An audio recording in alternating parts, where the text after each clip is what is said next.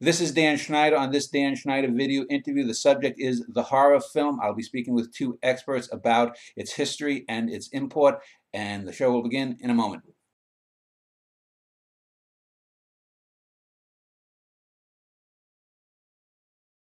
The horror film is the subject. Kevin Heffernan and Stephen Broom are my guests. As I like to usually do, I want to give both of them a few minutes to introduce themselves. So let me start with Stephen Broom. If you could give a little bit of background about yourself biographically, the first horror film you saw, how you got into horror films, and any books or whatnot that you've written about it. Please go ahead, Stephen. Good morning, Dan. I'll be a good Freudian and not try to indicate which is the first horror film I've ever seen because I'm sure I repressed that already.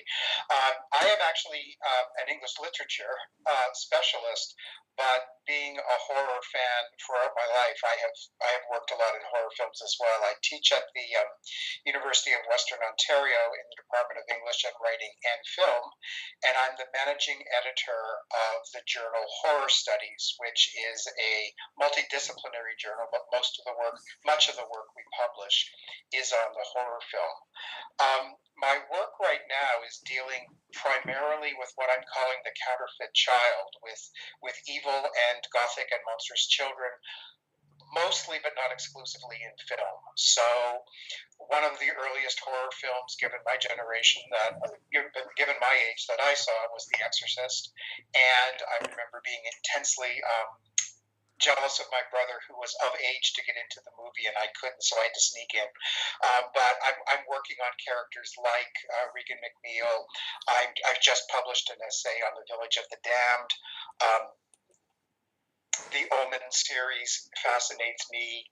Orphan. So children who appear innocent and sweet and good to us, but are actually wielding knives or housing the soul of Satan within them.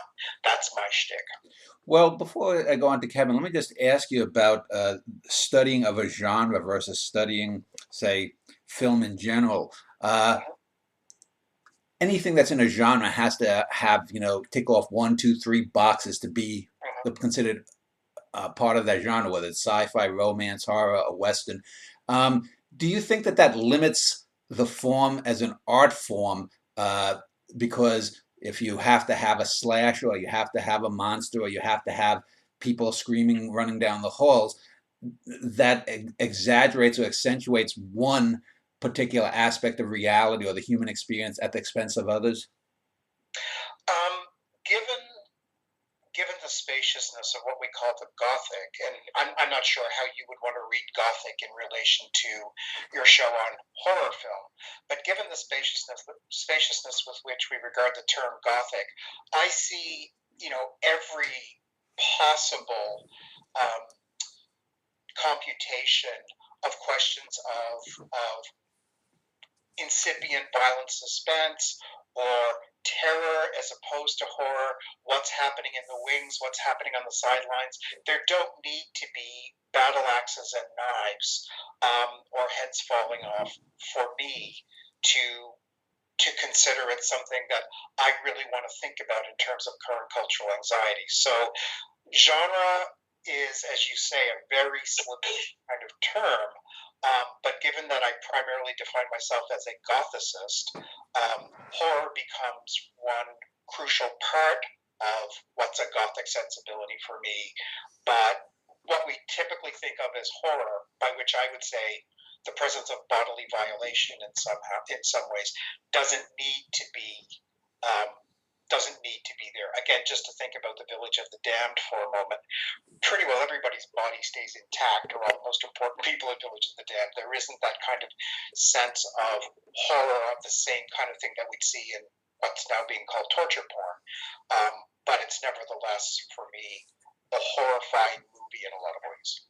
Well, thank you. Let me turn to Kevin and ask him the same, to give a little bit of background about himself, anything that he's written on the matter, and so forth. So, Kevin, if you could introduce yourself. Thanks. I'm Kevin Heffernan, and I teach in the Meadows School of the Arts at Southern Methodist University in Dallas. And I have been a horror fan since I was in first and second grade. I watched all of the 1930s horror films and the 1950s horror films on TV when I was a kid. And I went to as many horror films in the theater as I could growing up. But I also share the experience of not being allowed to see certain signature horror films such as The Exorcist and the Texas Chainsaw Massacre until much, much later, when they either came out on home video or they were resurrected in repertory screenings at movie theaters. When I was in grad school, I wrote my PhD dissertation on the post-war American horror film, essentially 1952 to 1968, when the rating system came in. And that turned into my first book from Duke University Press, which is called Ghouls, Gimmicks, and Gold, Horror Films and the American Movie Business, 1952 to 1968. We'll talk a little bit more about that, I'm sure, as the time goes past. I also had the extraordinary privilege of working at a video store during a grad school sabbatical and one day this guy walked into the video store with a VHS tape of all of this behind-the-scenes footage shot while John Waters was making Pink Flamingos. And I became friends with the filmmaker Steve Yeager, and we collaborated on a film called Divine Trash about the making of Pink Flamingos, which won the Filmmakers Trophy at the 1998 Sundance Film Festival. And so John Waters and his very idiosyncratic recasting of the exploitation film and the horror film is also one of my major interests. I also write on Asian cinema. Once again, there's a contemporary Asian cinema. There's always a strong horror component. Anytime Asians get together to make more than 5 or 6 movies.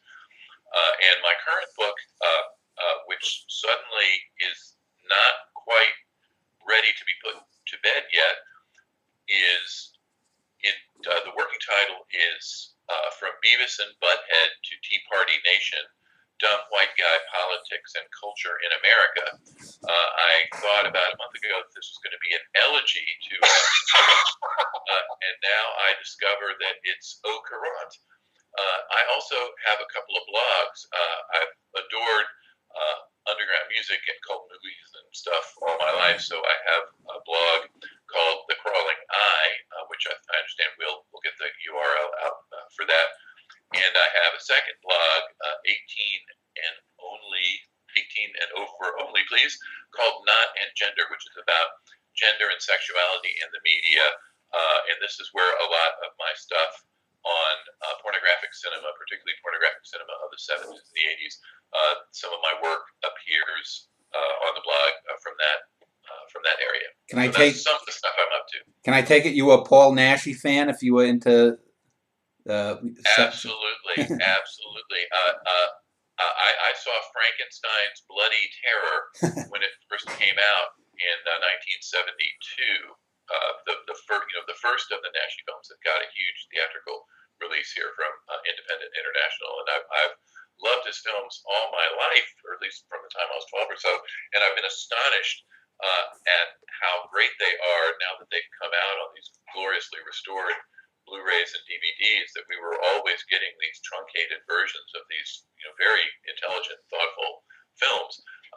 My colleague Nicholas Schlegel, who teaches at Alfred University in New York, has just written a great book on Spanish horror films of the 60s and 70s and their influence on contemporary European cinema, particularly films of Pedro Almodovar. So Naschy stuff is great. Well, I will link to both of your websites below this video, as well as horrorstudiesjournal.com, which is Stephen's online magazine. Well, let's talk about some definitions of what horror is before we can actually get into it, because when I just was Googling horror film, for example, and the Wikipedia article comes up first, virtually every little photograph there is of a monster. And I had done specifically a show that was on monster films, and I wanted to do one on horror films without monsters, simply because I think that you can have a monster film that isn't a horror film, and you can have a horror film without monsters, although they can, they're two circles that cross. Let me just start.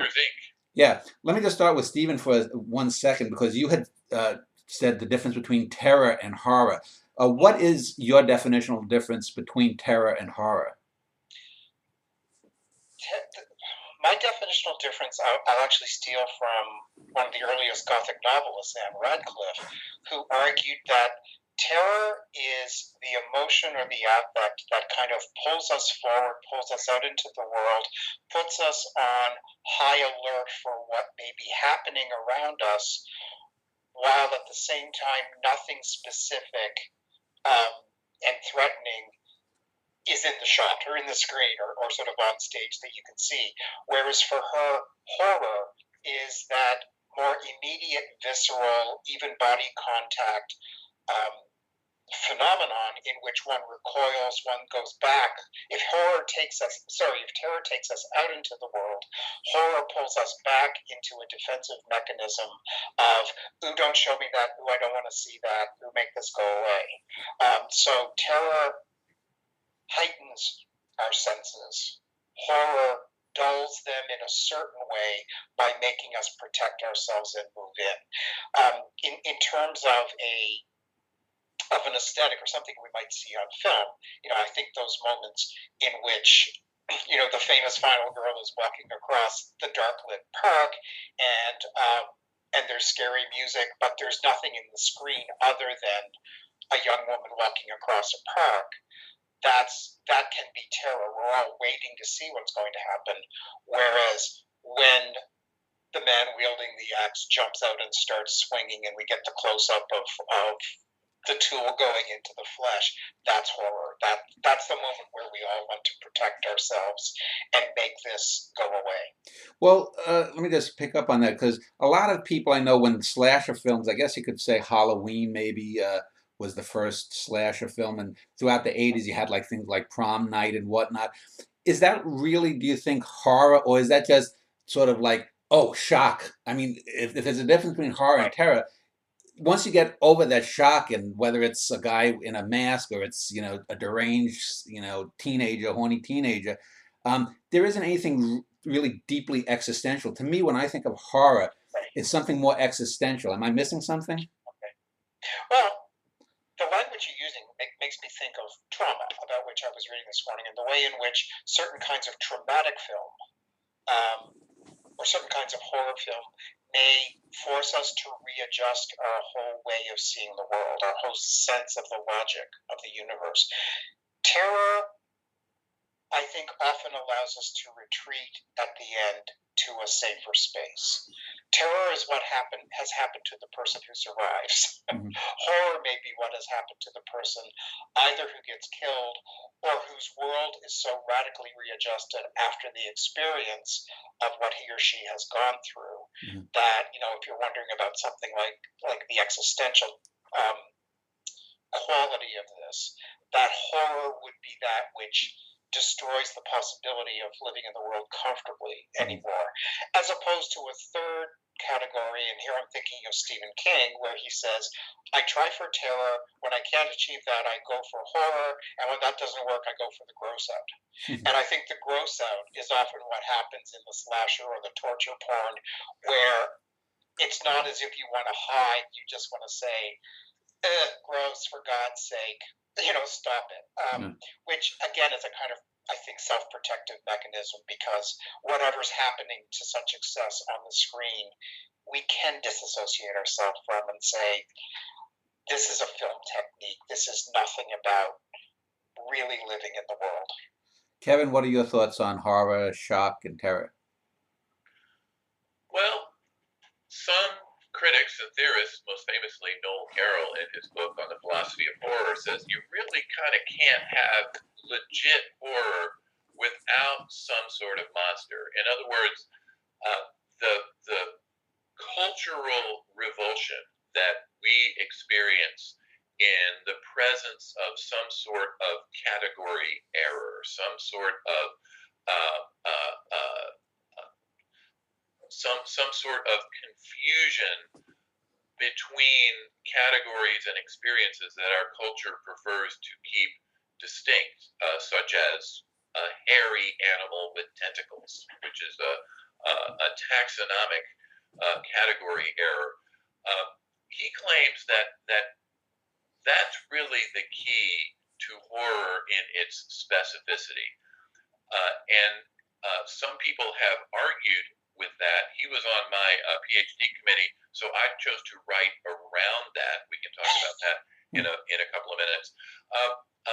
But other critics describe horror as the intended effect, the sum total of a text's intended effect. The goal of the text being to produce some sort of fear in the audience, and any number of motifs and stylistic flourishes and narrative situations can be deployed to this end. I think that horror is a much broader category than something that we would call the monster picture. There are movies with monsters in them, as you point out, that aren't horror films. My favorite that I always use in class is Monsters, Inc., in which they flip this relationship between the normal world and the world of the monster. That the world that exists inside the child's closet is this highly structured capitalist economy with a detailed division of labor, and to the monsters, the unknown, unknowable, and threatening space is the space on the other side of the child's closet door. And when we get to distinctions like the horror film or the slasher film, I think that what helps me make sense of this is this idea of a constant shifting dialectical process by which this fear is cultivated and elicited in the viewer. There seems to be, at least since the 1960s, this pull in one direction toward the sort of visceral body horror that we would associate with the films in what they call the torture porn cycle. I don't like that term at all for reasons we might talk about later. The Rob Zombie films, for example, that are sort of neo-1970s.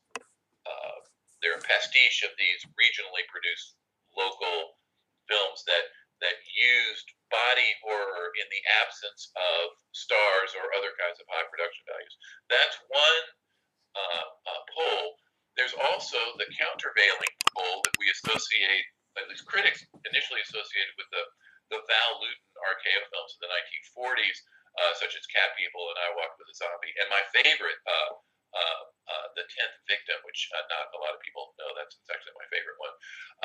And this is a more suggestive horror of what we might call terror, what we might call the Gothic, in which what is not seen is primarily the source of the anxiety. And so over time, since the demise of Hollywood's production code in 1968 and its replacement by the MPAA's rating system and the tremendous changes that brought about both to film distribution and the menu of choices that filmmakers drew from, that we can see this idea of the intended effect. A comedy is designed to make us laugh. A melodrama is designed to make us cry. This is what the great Berkeley film critic Linda Williams calls the body genres. And so we can say that the melodrama makes us cry, Aristotelian actually. The comedy makes us laugh, and the horror film has this frisson of terror and horror. And the filmmakers and novelists and playwrights, when you talk about the gross side, I thought about the Grand Guignol Theater, which certainly goes back, more than 100 years. That there's this ever-shifting dialectic of modes that can be used by filmmakers to elicit horror. So I wouldn't see the horror film as a set of tropes or generic conventions as much as this dialectic pull between one means of eliciting fear and the other. Although to this day, the Gothic motifs really predominate in horror films. All that has changed is the setting. We can have A summer camp can be a Gothic space. A suburban home can be a Gothic space. An abandoned space station can be a Gothic space. I'm sure we've been talking a lot more about Gothic motifs Well, as we go on. well, let me talk about because I'm one of those people that would reject the idea that there has to be a monster. If we define a monster as some kind of inhuman or non-human thing, certainly something. If you want to talk about early torture porn, if you want to use that term, Last House on the Left, the Manson-like leader of that cult, you could say, well, he's a monster or something. But to me, one of the reasons I wanted to separate horror from horror with monsters is that monsters suggest the other, whereas to me, real horror comes from the deepest essence of the human. Whether it's Crag with his club killing the first enemy who lives across the river because he wants his tribe to have the water. Do you subscribe to that kind of view that a monster should be something non-human? It can be evil the way a human can be evil, but that if you have an antagonist in a horror film and it's a human antagonist, it's more just plain horror, whereas it's more of horror with a monster if it's an alien or the original Godzilla or something like that. Is this question to me?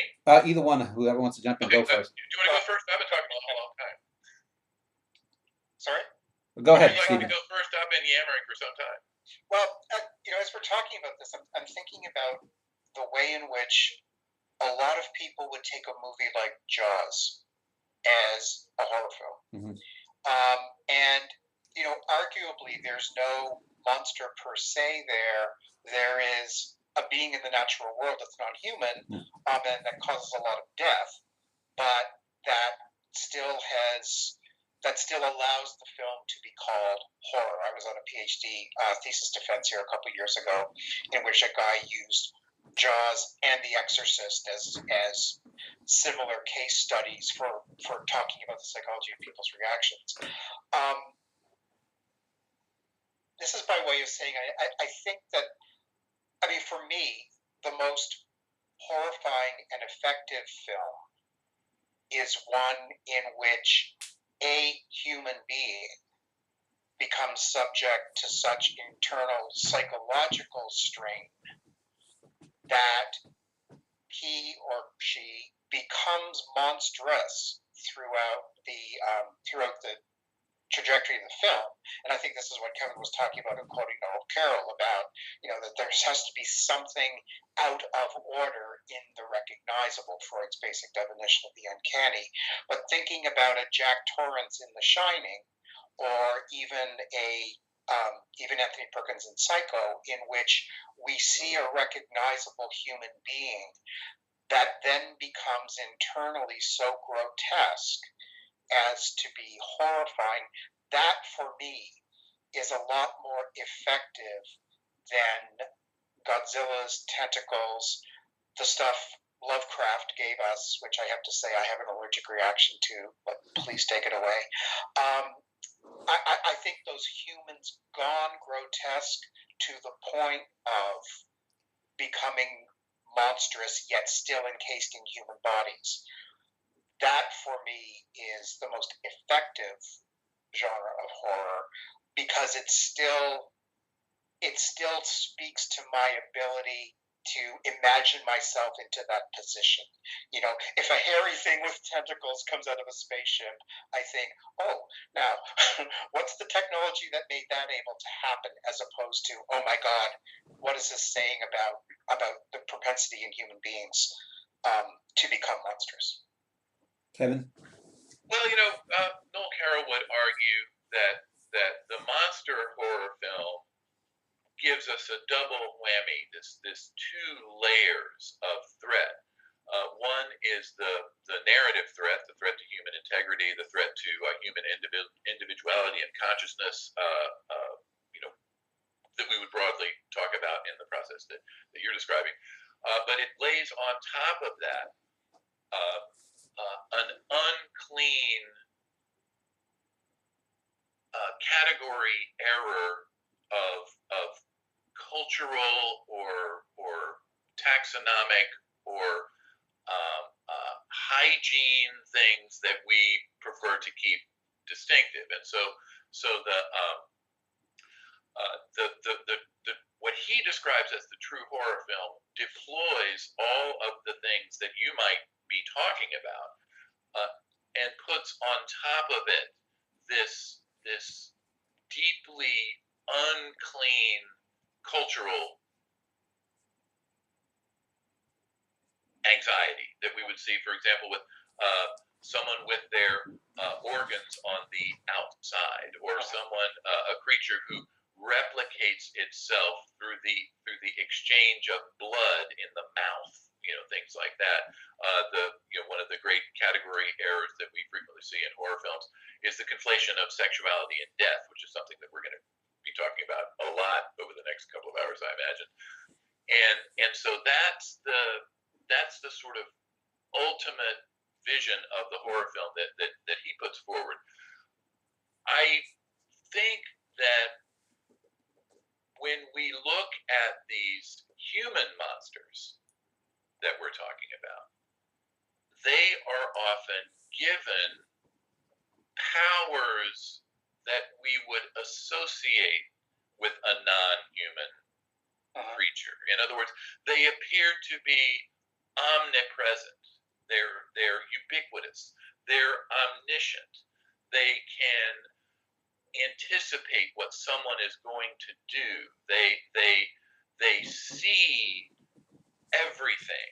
We often see in the slasher films that the whoever the killer is, they appear to have this masterful ability to see everything that's going on and to anticipate what other people do, almost to the point of mind control, or mind reading in some way.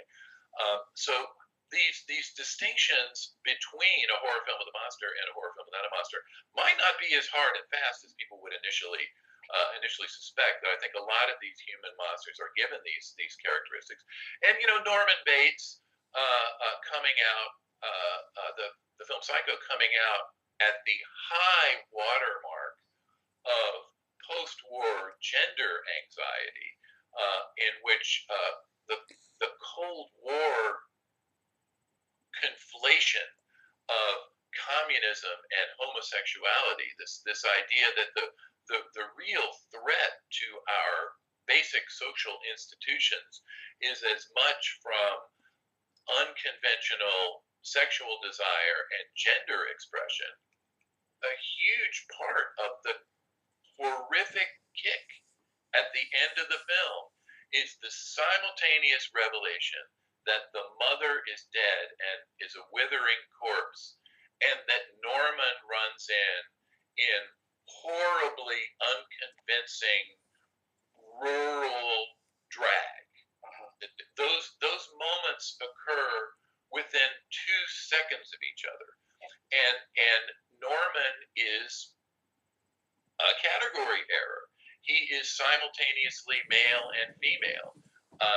He is simultaneously living and dead. And at the end of the film, when we have that extraordinary push in on him and he's staring directly into the camera, talking in his mother's voice, that is gender panic. That's the film is deliberately eliciting in the viewer a sense of revulsion at this monstrous category error of this human being who does not know if they are male or female, and the idea that this could be a quite acceptable state of affairs is something the film doesn't even entertain. It's taken as a given that this is a monster. He is a monster because he is on some level a psychological hermaphrodite. So I think, and once again, we talk about the Gothic narratives and settings and characters and motifs. We can talk about this a little bit more. But the distinction between a film with a monster and a film with a human antagonist, it can really get quite blurred in terms of that we could have a character who is a recognizable human being who's undergone no significant physical modification at all, and they can exhibit exactly the same character traits and narrative motifs that a tentacle monster would exhibit. So it's in some respects, it's a it's a difference without a distinction, if that's such a phrase. Well, I was going to turn to that later, but let's pick up on that sex, because I had mentioned Paul Naschy's films, and when I was a kid, these were films were called Eurotrash films. These kind of films. And I was recently watching on YouTube a very well-made critical piece by a young man. There's hundreds of them talking about, for example, sex, rape, and homosexuality themes in Alien and the Alien series, especially the first two films. And even though it has to do with the monster, I think it's instructional. And I think it was very well made, but I disagreed with his main thesis in that there was really homosexual context in there. Certainly there was rape context, but I think one of the things that uh, in dealing with homosexuality and horror is that people mix up the fear and disgust mode, and you can even look at it in the term homophobia. Having known many homosexuals and people who dislike homosexuality, even religious people, it's never a hatred or a fear of homosexuality. It's more that kind of ooh, that they do that kind of thing. And I think when you misuse words, you often end up with a thesis about, say, sexuality beyond homosexuality that has nothing to do with what's at the root. In this case, the Alien series. I don't think any guy went into that thinking, oh, I'm going to fear getting impregnated into my chest by an alien as some kind of homosexual penetration. It's just the violation of the body corporeal. So let me just throw that out in general, because you had brought up the idea of communism and homosexuality, Kevin. If you want to pick up in any sense about homosexuality, sexuality, and horror, either one of you. I can start there because again, coming from a background of literature and queer theory, um, I think one of the key places in the 1990s that queer studies took off was in the work of Eve Kosofsky-Sedgwick, a literary critic at the time at Duke, where she sort of laid the ground for us to think about late 18th and 19th century Gothic fiction, which for her was often based on what she was calling a homosocial panic, by which she meant that in all of these narratives, and I think so too on the screen today, all of these narratives are built on a relationship in which men have to be within contact with each other. The woman is a kind of article of exchange between them, but the primary relationships, economic, business, what have you, are between men. And Sedgwick argued that, given social, domestic, philosophical developments in the 19th century, what happens with that relationship is that at the same time that men are forced to be together in the logic of capitalism, they are also coming not to know or not to understand or not to be certain of the other guy's desires, the other guy's subjectivity, the other guy's designs.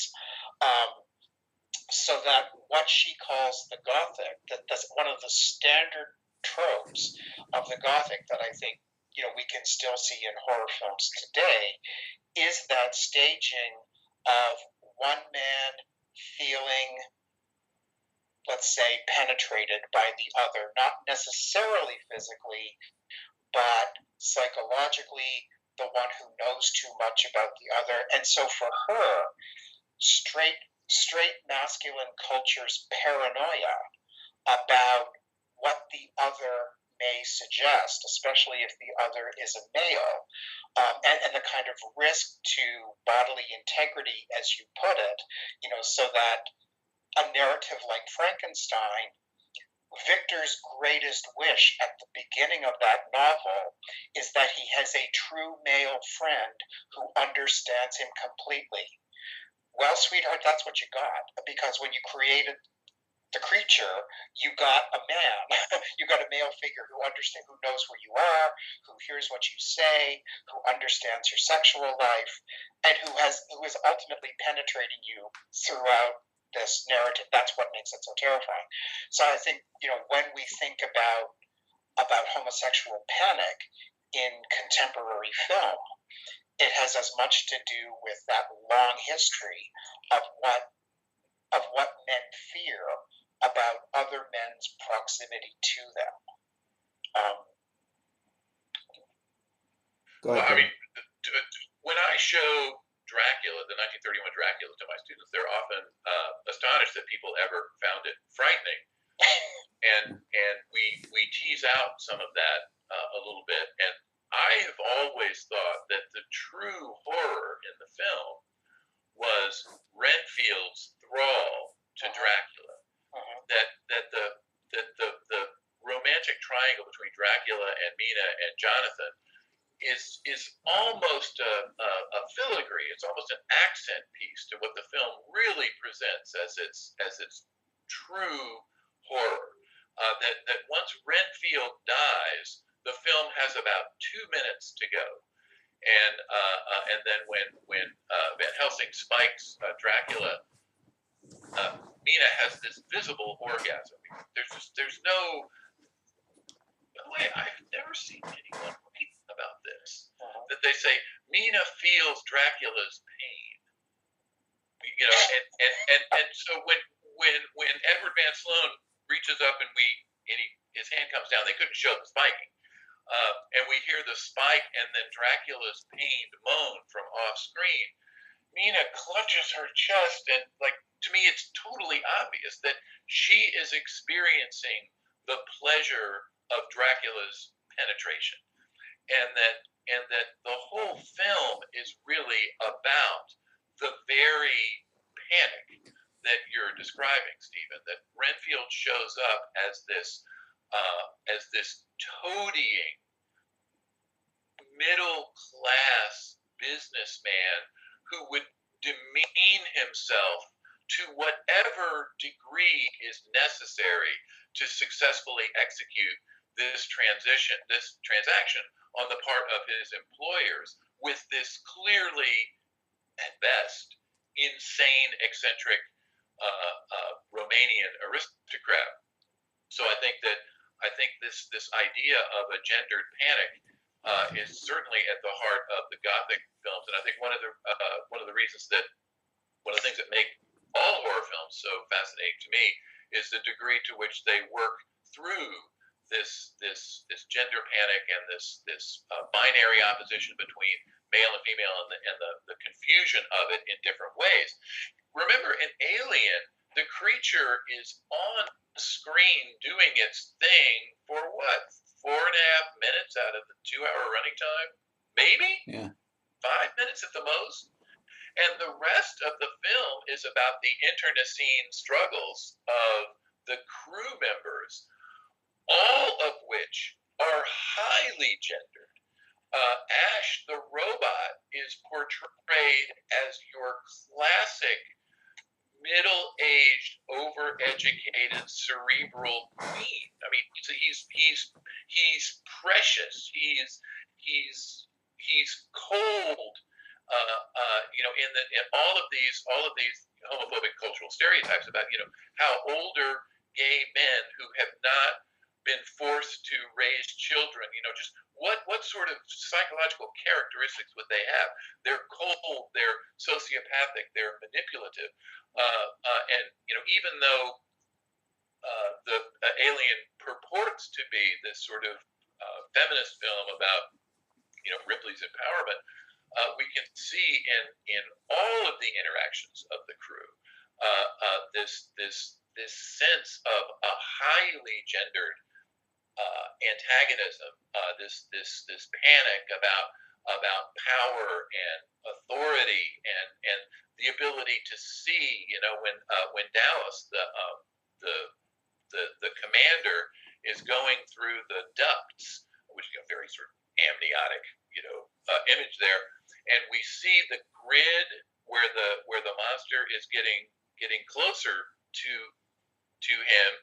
It's the fact that he's in this tight, enclosed space and he can't see what's going on. He's the commander, and he's been totally emasculated in this moment.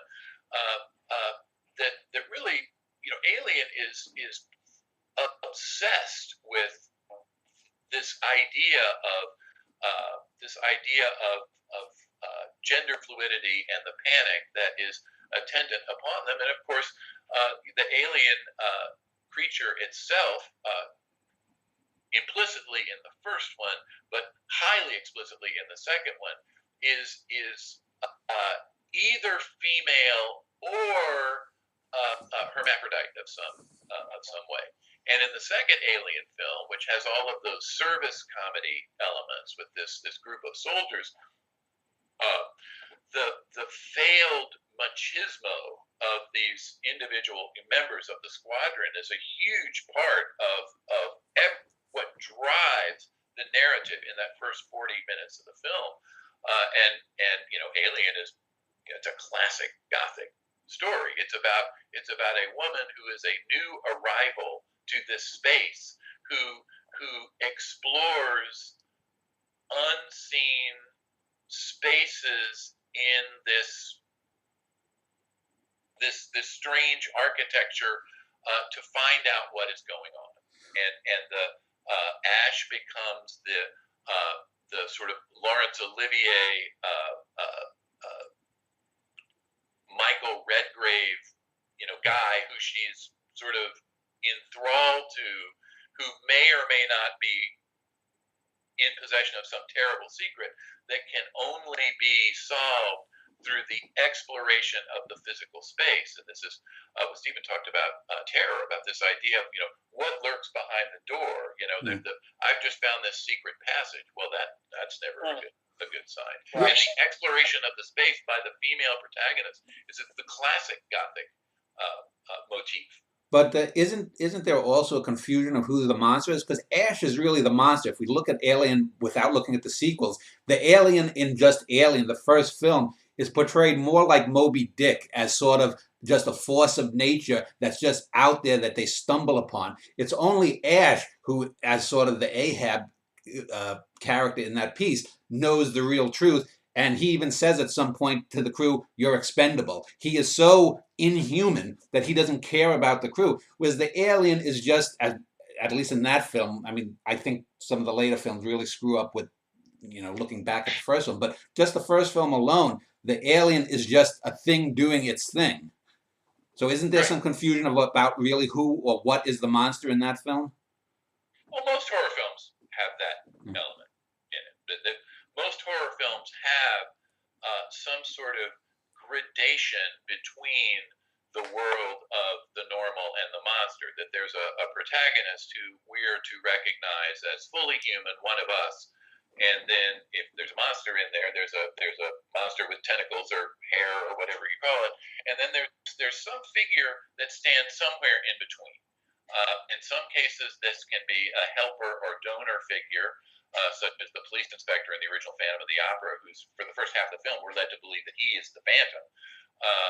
The Van Helsing character is one of these characters, and at other times, the character that shares these characteristics of the normal world and the world of the monstrous turns out to be an antagonist to our main character. But it's absolutely true that in Alien, Ash is truly the monster, that he is the scariest guy. To me, when I saw the movie the first time, the scariest part of the movie was when Ash's head comes off and he's lying in that pool of what's obviously semen, and they reanimate his head and he just starts laughing at them. I mean, that's the scariest bit in the movie to me. So I mean, I totally agree with everything that you're saying, Dan. Dan, okay. Could I come back for a moment to this conversation, and again, the question of homosexual panic, and your point about who the monster really is, because I quite agree with Kevin that the horror film is constantly staging, the gender fluid, often on the body of the woman, as the kind of monstrous figure. but I'm also interested and bring to my students, questions of adaptation and what will be shown in a film at the expense of what gets removed from, say, an original text. And the the thing that the example that most interests me is what happens between Stephen King's novel of The Shining and Kubrick's production, because famously in Kubrick's film, both Danny the little boy and Jack later go to room, is it 217 in the hotel, and they find the rotting woman in the bathtub. And when Danny sees her, she's a rotted, bloated old woman, decaying, clearly some kind of horrifying, monstrous mother figure playing into Danny's little, 6-year-old psychological anxieties. When Jack goes in the film, he finds a beautiful woman who wants to seduce her, probably the woman that he's going to be dancing with down in the ballroom when he's drunk, and she turns into the rotting woman. So there's a kind of, his heterosexual prowess there has somehow gone wrong and produces this emasculated man's fear of what women are doing to him. In the novel, when Jack goes to that room, he does not find the corpse or a ghost of a beautiful or rotting woman. He finds rather the naked body of the teenage boy who sent them all to the Overlook in the first place, which is to say, Jack was fired from his job teaching at a college in Vermont, because he had this knockdown, drag-out fight with a young student whose name I can't believe I'm not recalling at the moment. But there was this beautiful boy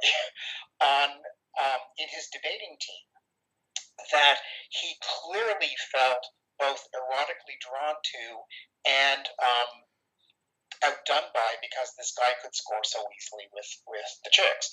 And you get the clear sense that one of the reasons that Jack has been fired and has to go with his family to the Overlook is because of a moment of homosexual panic in which he beat badly this young man whom he's both attracted to and repulsed by. So I talk to my students about the way in which Kubrick and Nicholson and the whole kind of mise en scène of Kubrick's The Shining is not going to let us in on that homosexual panic that Stephen King inscribes very clearly in a novel that is again set at a hotel that is owned by, or at one point was owned by, someone who's AC/DC, but he has a male lover, and all of that stuff gets gestured to in some of the images Kubrick gives us, but he never takes it up. In the same way that another King novel, Salem's Lot, got made into a TV movie and we read in Salem's Lot that the two European sophisticated men who live up in the Marston house are probably homosexual. They're European, and the chief vampire, Kurt Barlow, is very handsome, has this beautifully combed hair with silver streak, the whole thing. Well, in the movie version, he's this horrendous monster with big fangs and Nosferatu clone. Nosferatu clone, totally de-eroticized. Yeah. In Reggie a way Nalder, right? Sorry? Played by Reggie Nalder. Yeah. Yeah.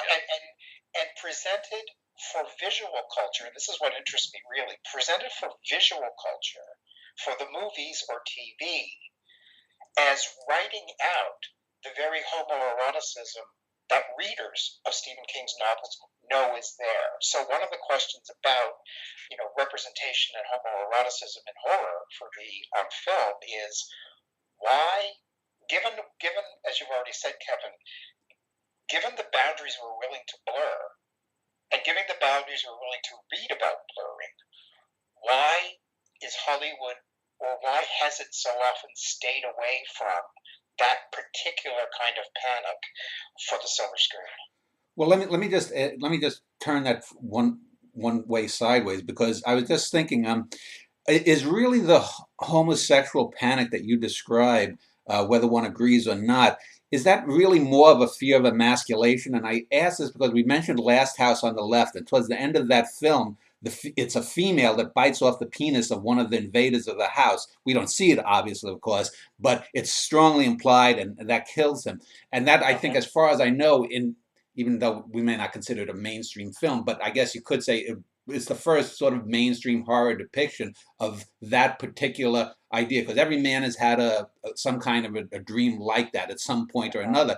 But when we call someone a little cocksucker, we're usually talking about another man, not a woman. So it's the woman, though, performing the quote unquote homosexual act on the biker that actually emasculates him, as far as I know, for the first time in American film, that it's strongly implied. So is it more of a fear of emasculation than homosexuality? I wouldn't separate the two for a number of reasons. Simply because I think in the 19th century and beyond, men equate emasculation with effeminacy. And to the degree that losing your manhood is not just about becoming less of a man, it's becoming more like a woman. And a lot of queer theorists in the age of AIDS were writing about this, the sort of fear that one would be seen to have been penetrated like a woman, and that's the definition of masculinity or emasculinity.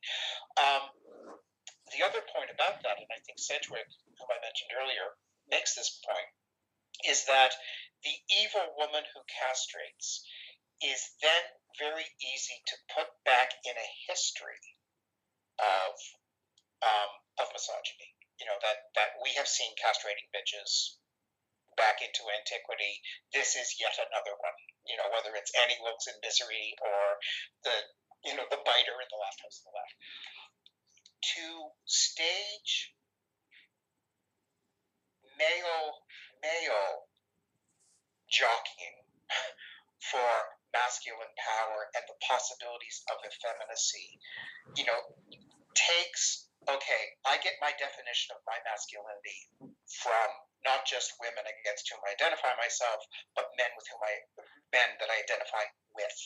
And so when we see on the horror stage or on the horror screen, two men in that kind of battle that ends with a kind of emasculation, we often get explicitly or implicitly the sense that one of them has been feminized as a man in relation to another man. And that, I think, is not quite the same thing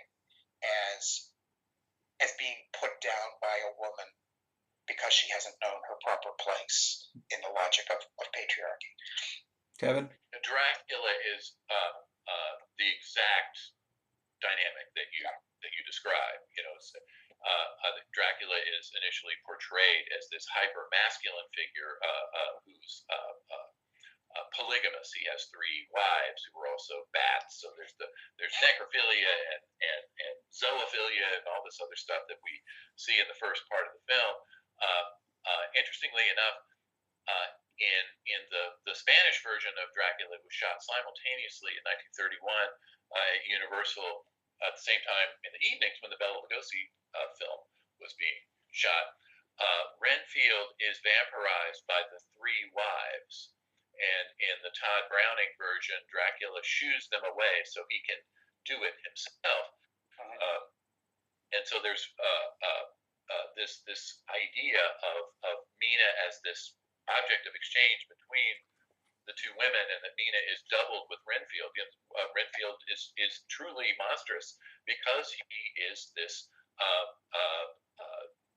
he's the bottom. He's the in thrall to Dracula, and so the patriarchal figure of Van Helsing, who is sort of a master of the realms of both religion and science, comes in at the end to penetrate Dracula and put an end to him once and for all.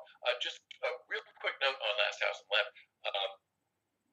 Craven was highly aware of everything that he was doing in that film in terms of the way in which the male victimization of females in the first half of the film has has its mirror image in the second half of the film of the female victimization of the man.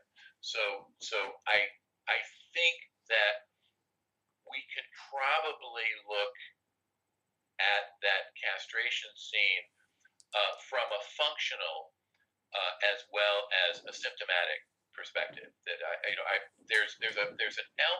that scene is part of an entire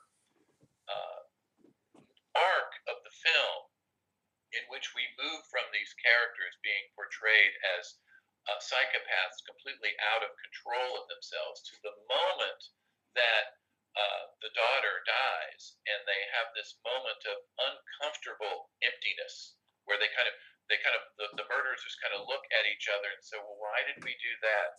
That wasn't that I feel funny now. And then over the course of the second half of the film, Craven very successfully and subversively, I think, elicits a certain amount of sympathy for them, for that entire group, as they are victimized by this middle-class family, to remind us that this is a film about the revenge of the haves on the have-nots, which is one of his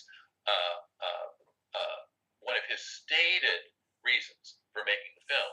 You know, when we look at a lot of these horror films, regionally produced horror films made outside of Hollywood, usually as some sort of tax credit for local businesses who could get this huge tax break for investing in feature films. This is where people with a distinctively countercultural sensibility were able to write and direct feature films with virtually no interference because the films were designed to lose money. A film like Last House on the Left, Texas Chainsaw Massacre, Night of the Living Dead, these films got investors because in the 50s, with the product shortage in American theaters, Congress had passed this law providing extraordinarily generous tax write-offs for people who invested in feature film production. And so we can look at this entire strain of locally produced horror films that produce all these great movies like The Brain That Wouldn't Die and Manos, The Hands of Fate and Texas Chainsaw Massacre and Carnival of Souls is a great film. I'm sorry? Carnival of Souls is a great film, actually. Carnival of Souls. And that was another tax film, absolutely. Yeah. And so these people with avowedly countercultural orientations could get financing to write and produce a feature film to their own specifications. And I think that a film like Last House on the Left is a great example of a filmmaker who is highly, very much in control and very much aware of the implications of what he is doing. And I agree with you. I don't think there's been another a previous castration, you know, in a film. It'd be a great thing to post on Facebook. You know, hey, everybody. And it should be said, Last House on the Left was also pretty much scene by scene, lesser version of Bergman's Virgin Spring. I mean, there's enormous amounts of parallels. Yes. Well, remember, Craven was a literature professor, and he always claimed that he wasn't making the film as a remake of The Virgin Spring, but on the song cycle, that the sort of folk song cycle, the murder ballad, this series of murder ballads that told the story of The Virgin Spring, and both The Hills Have Eyes and the extraordinary pornographic film that he makes during that time called The Fireworks Woman are based on this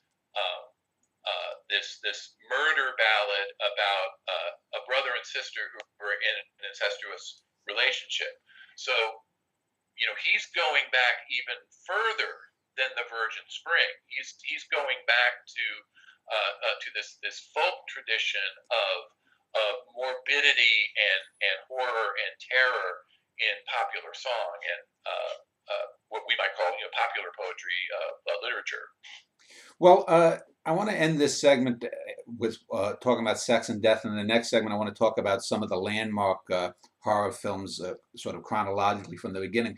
But when we were talking about sex, it was brought up about sex and death, and when you think of sex and death, I always think of horror from the child's point of view, and I want to bring out two children's films or films from the point of view of children that I think are great examples of horror. Uh, and both of them are sequels to actual horror monster films. The first one is Curse of the Cat People, which I think is even far better than the original Cat People because it's told from a little girl's point of view. Uh, it's we get a sense that what might have happened in the prior film may or may not have been true, but it's really about the girl's longing for her dead mother, I believe, and it's longing and death, and we get these little existential horror moments, and I think I'm sure there were films that were from a child's point of view before that, other than The Little Rascals, but it's so internal with her point of view. And I think it's better than the Cat People. Uh, I'll give a second film in a moment, but if either of you would comment on that, because here we're looking at death from a very innocent young, where instead of old people or middle-aged people coming to terms with their mortality, here's a little girl dealing with something that's as alien to her as the alien is to human beings, say. Any comment on? Yeah. Okay, true confession, I haven't seen the film. Okay. And I will soon. Okay. But I take, without knowing exactly what the film does, that phrase, from a completely innocent point of view. I think one of the things that thinking about representations of childhood have done for us, and one of the things that horror films in particular, thinking of stuff now like Pet Sematary, for example, or Village of the Damned, really make us wonder about, okay, what is it that children know or don't know? What kind of consciousness do they bring to the world around them of death and violence? So I'm really interested to watch Curse of the Cat People with that question in mind. Is she an innocent? What are some of her investments in reading what, say, psychoanalytic theory has told us is always a kind of pitched struggle between parent and child for autonomy and for power? Kevin, other than that, I can't speak to the film because I don't know it. Yeah. Kevin, do you have a comment? Have you seen it? Well, Luton was very much a amateur student of Freud. It really became one of the things that he knowingly put in his films. And excuse me, Curse the Cat People is really interesting to me because it's another romantic triangle film between the little girl, the ghost of the mother, and the stepmother, who is the woman that the man marries at the end of Cat People. And it, at its best, I think, that film succeeds, which is a redundant thing to say, at the best bits in that film, where it succeeds the most, is where it makes strange these scenes between the little girl and the human mother who is raising her. That the ghost mother is omniscient, or at least insightful and compassionate and very empathetic. There's a strong sense of empathy between her and the little girl. And the normal mom, the stepmom, despite her best efforts, she could never have this almost unspoken psychic connection of unspoken love that the ghost mother does. And so it's that triangle that we always see: monster, character enthralled to the monster, and then and then the normal person. But of course, Luton was always subverting and inverting a lot of these dynamic oppositions. In I Walked with a Zombie, the good guy turns out to be the effete Britishized egghead guy and the regular American Joe, who would be turns out to be the crazy psychotic guy, and the movie ends with the Haitian people rising up to kill their oppressors, which you just never see in any movie. So Luton was very aware of what the conventions were, and he was always trying to do interesting things where these things were flipped. And I think Curse of the Cat People is often described as a fantasy rather than a horror film. And I think the moments of horror, the moments that I would describe as what I think Stephen would call terror, are these moments where the little girl is a complete alien in the physical space of the home where she is being raised by this monogamous heterosexual couple. Mm-hmm. So perhaps that's the way that the film is working in some kind of decentering or subversive or disorienting way in terms of our widely held cultural notions of what a family is, for example. Well, the second... And at the same time, this sounds like every folktale ever recorded, in the sense of, the wicked stepmother and the good angelic mother as the child tries to negotiate her way through the landscape. Right. Well, but the thing that's really subversive about this is she's not wicked. Yeah. She's trying her very, very best, and it just doesn't happen. I mean, the domestic space becomes an uncanny space. That if you looked at it from the outside, out of context, you would say, well, this stepmom is like June Cleaver, but the psychological and emotional dynamic that undergirds this sort of rotates it about 80 degrees and makes it look really strange. Somewhat like we'll talk about this here, Invasion of the Body Snatchers, for example, where it's often said that what the pods do is they make people cold and unemotional, and this isn't the case. It's not the case. We see the pod people expressing a huge range of emotions. It's something else, and so Curse of the Cat People to me succeeds best when it emphasizes this uncanny, completely disconnected relationship between the child and the earnest and conscientious stepmother. The second film I want to talk about is a quarter century later. It's about a little boy, and it's an often mocked entry in the Godzilla film series, but I think it's the best Godzilla film other than the first one, and it's called Godzilla's Revenge. And in it's a pastiche. It's a pastiche of the earlier films, but let me just give, for those who don't know, because I've argued with this with Godzilla scholars before. It's a little boy who's a latchkey kid. He's bullied. He escapes into fantasy because Godzilla isn't real in this film. Godzilla is it's a fourth wall breaking. He plays with Godzilla toys, etc. And he escapes to Monster Island in his mind.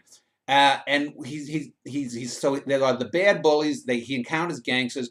But the real villain in this film, so-called, and as a 5 or 6 year old with my little 5 or 6 year old friends, when we snuck in to see it, we knew this as latchkey kids, is the grandpa toy maker, the guy who lives upstairs, who's a little bit too solicitous of the little boy, who looks a little bit too long at the little boy. And I remember as a 5 or 6 year old saying, "Don't bend over, Toshi, grandpa's going to get you."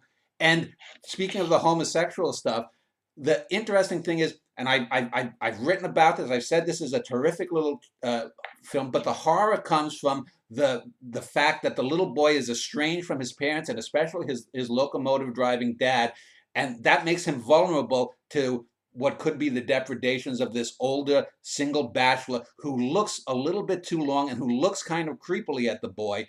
And the thing is, as a child, a latchkey kid, I understood this. My 4 or 5 little friends that I saw it with understood it, but no Godzilla scholar that has ever written about it has pointed this out, and I've said this to them, and they don't accept it. I don't know. Have you seen that film? Because to me, that's a psychological horror film that we never get the actual horror on the child. We never really see if Grandpa is doing something wrong to the boy. But to me, it's just like Curse of the Cat People in that it gives a child's point of view about horror, except it's not the horror that we, the viewer, are led to think by the film. Either one of you? I hadn't thought about that dimension of the film. But I'm going to run. I have it on DVD right on one of these shelves back here, so I'm going to take a look at it as soon as we sign off today.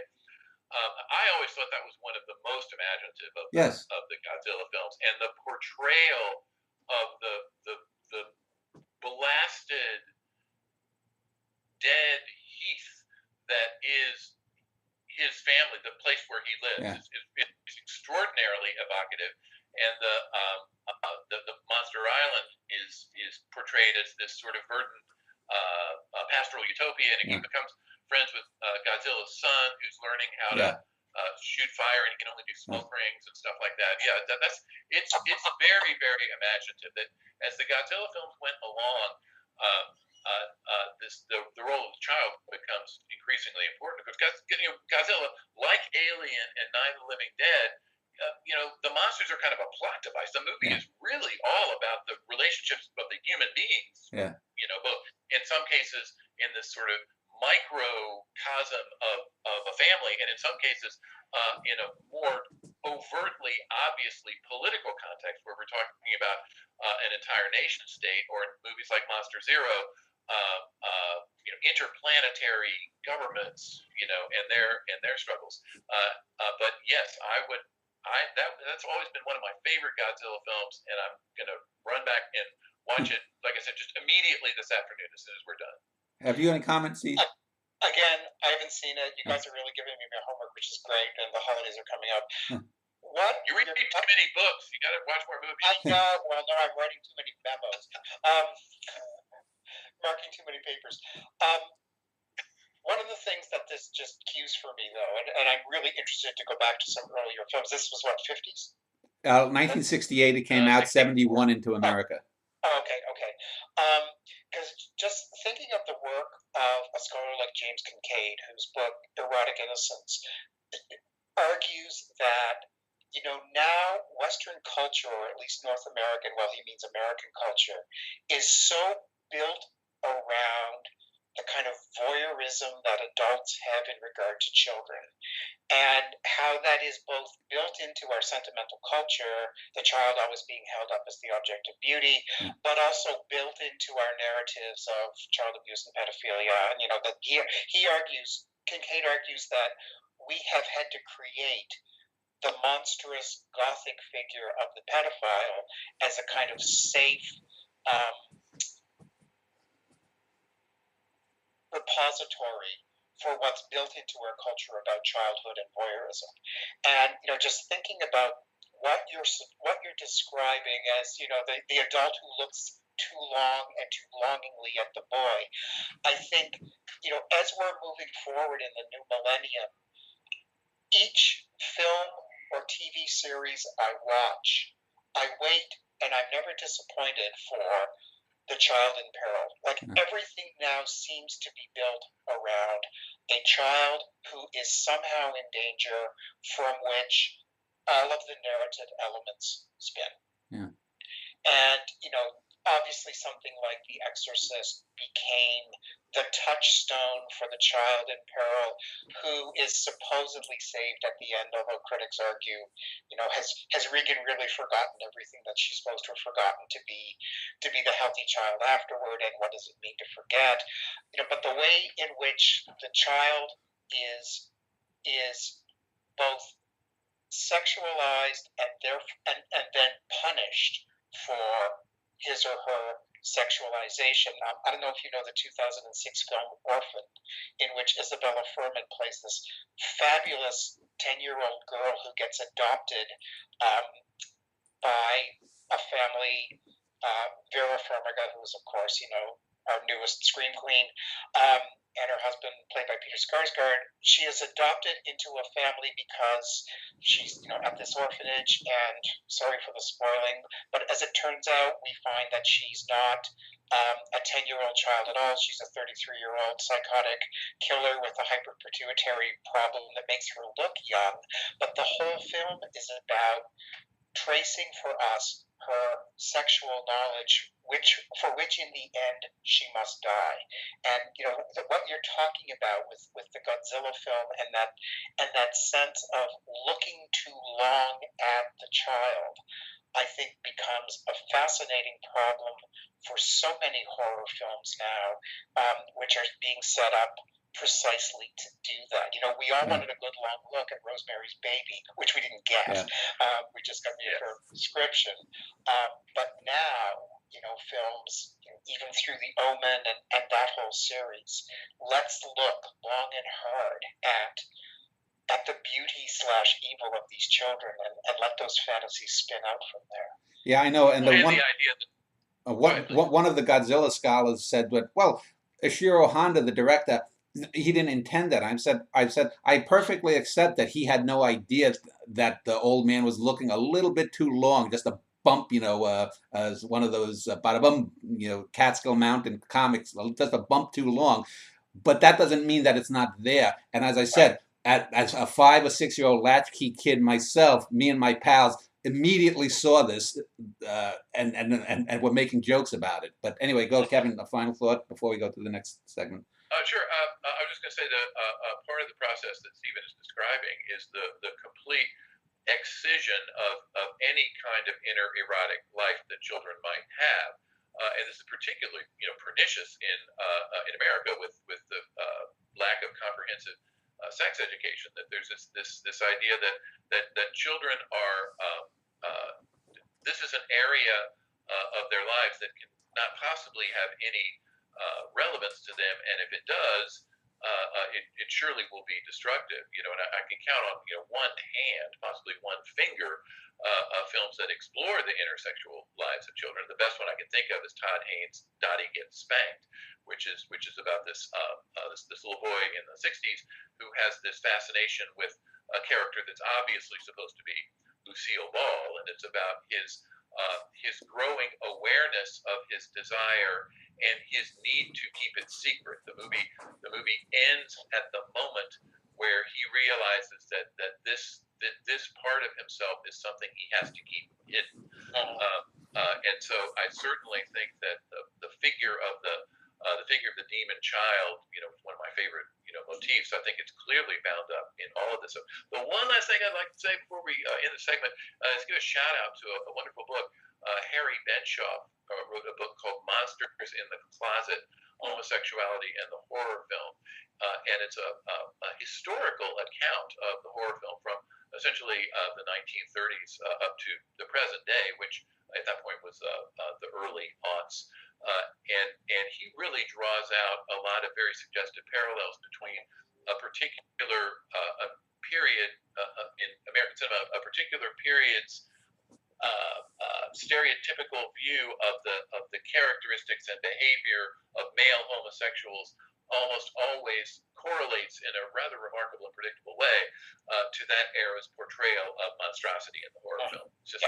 So I'm sure I have plagiarized the very, very best of his ideas in the last hour unthinkingly. So I'd really urge everybody to run out and get that book. It's really one of the half dozen books on popular film that I think everybody should read.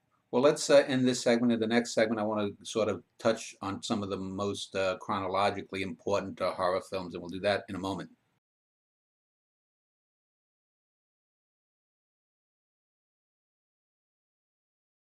The topic is horror films specifically. Stephen Broom and Kevin Heffernan are my guests. And in the first half of the show, we sort of laid out the groundwork for what horror is, horror as sort of pure horror versus monster horror.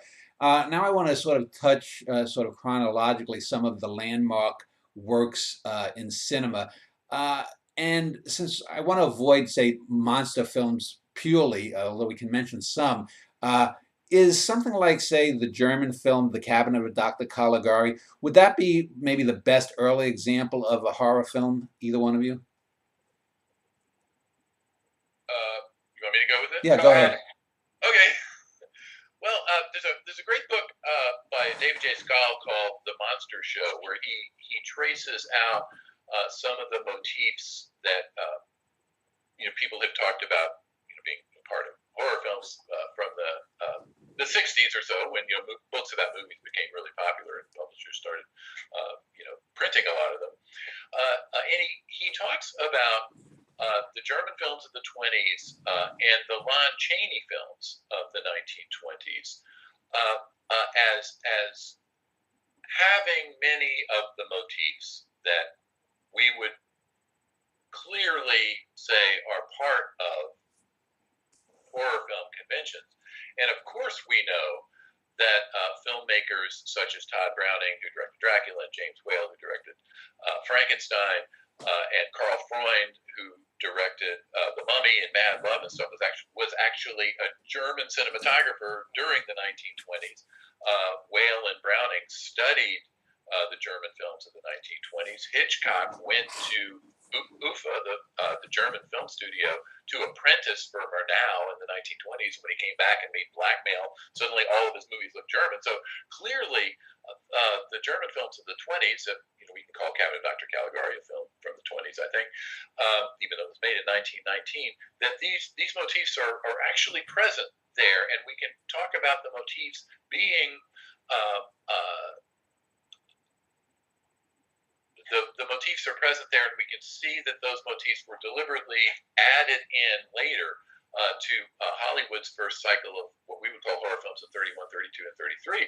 But Scala points out that when films like Dracula, Frankenstein, and Dr. Jekyll and Mr. Hyde all appeared, between February and December of 1931, American industry writers and reviewers and trade sources had no idea what to call these films. That there was actually no category into which they could be slotted, and they floated all these strange things that I never. One of them they called them tinglers. They called them melodramas, and they called them the Production Code Association, who hated these films, called them gruesome pictures. And it wasn't until maybe March of 1932 that the term horror picture was actually coined.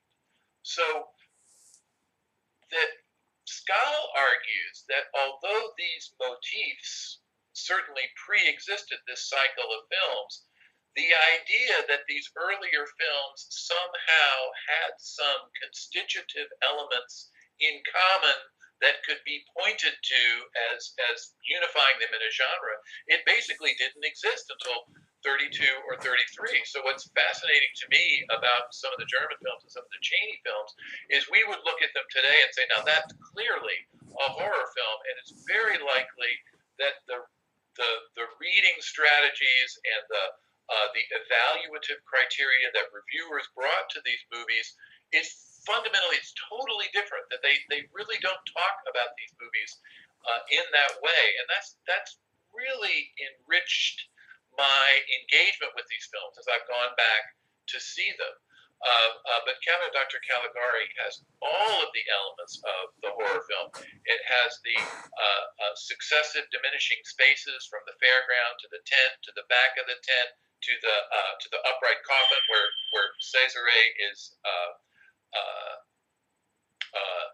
sleeping, and then it has this parallel set of diminishing spaces from the yard of the asylum to the room of the asylum to the cell to the straitjacket that Francis has put to at the end of the film. It has this conjurer figure in it. It's a great scene in the beginning of Frankenstein. Nobody ever writes about this, where Henry is basically putting on a show for the people who've shown up.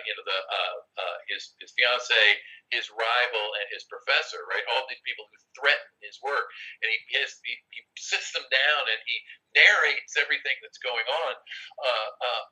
The automaton who develops this sexual desire for the female protagonist. All these elements are fully present in Cabinet of Dr. Caligari, but there's no sense at all that the reading strategies and the interpretive strategies and even the lived experience of the original viewers of a lot of these films were commensurate with what we would call the horizon of expectations and the set of likely responses that we would have if we were going to something that we knew belonged to a category of horror film. And that was a very, very suggestive and piquant recontextualizing of what some of these 20s films were, to me anyway. Yeah, and I think some of the reason for that inability to recognize what we now think of as horror probably has a lot to do with television and the close-up. Just thinking about the acting styles in something like Caligari or all of those silent films where, because they were silent, meaning had to be conveyed in gesture and expression as opposed to verbally. And the kind of German expressionistic construction of space. You mentioned the decreasing space, but also those, surreal, tilted, stage-looking kinds of things that now would feel arch or too artsy or antiquated.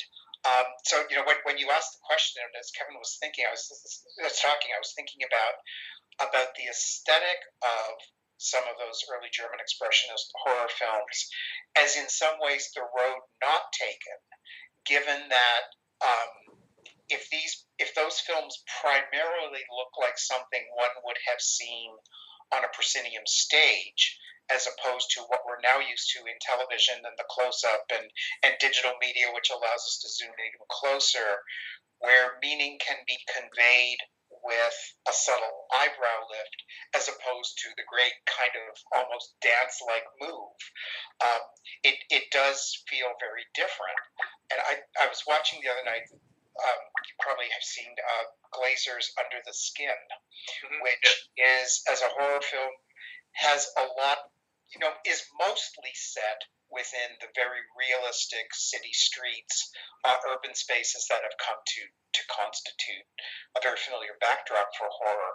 But then we have those absolutely surreal moments where the female figure lures her male victims into this totally spare black space in which they seem to sink into water that we can't even see, but seems to be there.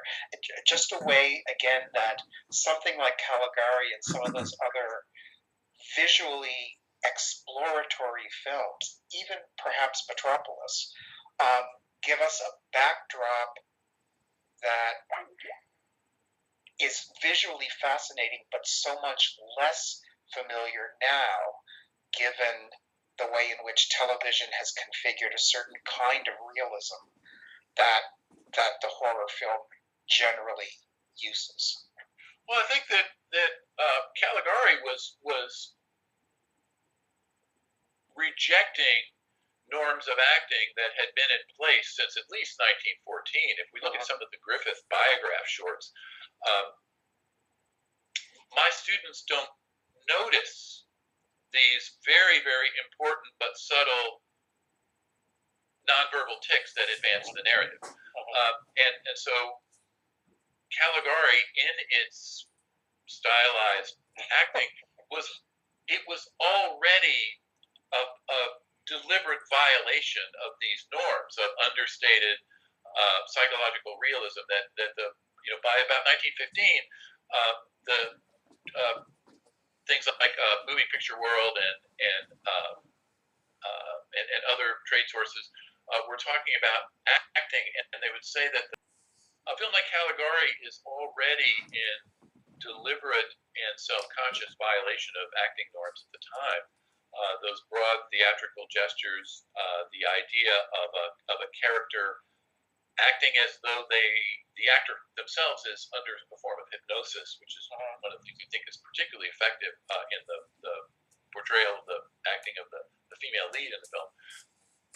That by 1914, 1915, when the feature film was really achieving prominence with some of the Italian pictures that were coming over, set in ancient Rome, and certainly in the later Griffith biograph films and the Griffith's early features, trade sources like Moving Picture World and others talked about the norms of acting in films, and they would say something like, never use the whole body if the face will do, and never use the whole face if the eyes can do. Okay. So we could actually posit, I think, that the horror film has preserved this alternative mode of acting, this expressionist style that in a horror film there's often one character who appears to be in a different movie. They're acting in this strange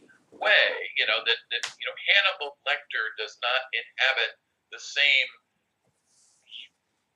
universe of living in our bodies that any of the Clarice Starling does. That Vincent Price made an entire career of appearing to have been beamed down from another planet, walking among us, being this sort of effete alien vampire, seemingly.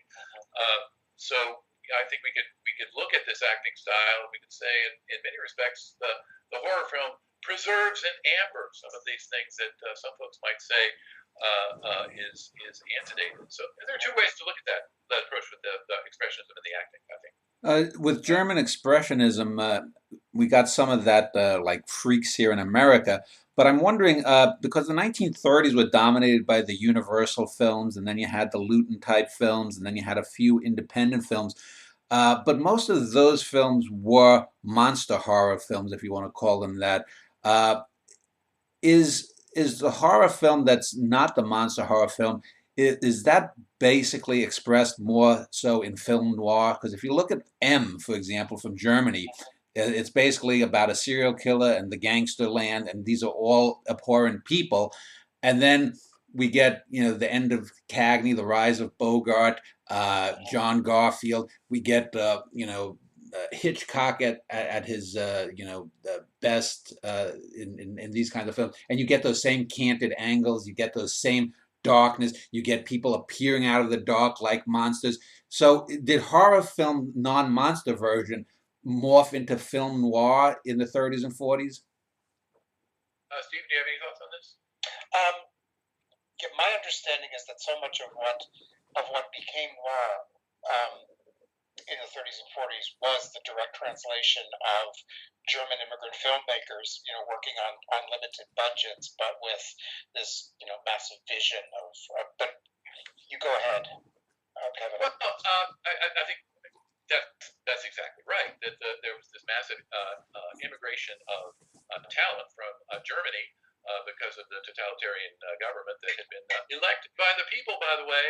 And remember, their first thing, they didn't get into that Holocaust thing right away. They started talking about building infrastructure, right? Whatever that might tell us today. Anyway, enough about that. So we have this huge influx of actors. Remember, Conrad Veidt, Cesare from Count of Dr. Caligari, plays the evil Nazi Major Strasser in Casablanca. I mean, these people were players in Hollywood, and their influence is first felt in the cycle of horror pictures in the early 30s. Universal had this idea that they were a small studio and they didn't have a lot of money for A pictures, and so the horror films were their sort of pseudo A pictures, and what they did to elevate the industry profile of their films was to pour this effort into set design and costumes. That was their upscale production clause, was this expression of set design. Anton Grove, who designed the Warner Brothers gangster films, was another Central European immigrant who came from the cinema and art world of Europe. And if you look at Little Caesar and Public Enemy, there's a lot of expressionist sets in those movies. And I think by the time we get to the 40s with film noir, what we're having is some of the stylistic norms that first coalesced in what came to be called the horror films in the early 30s. They sort of bleed out into other genres, particularly the crime and detective film. There's a great British scholar named Mark Jankovich who is writing about horror in the 40s, and he's arguing that the Luton films were a sort of aberration that were not generally liked by a lot of critics and a lot of people in the industry, and horror by the early 40s was a much broader term and that films such as Hitchcock's Saboteur and Hitchcock's Rebecca, these were all seen by Variety and other sources as horror films, and that Double Indemnity was seen as a horror film. That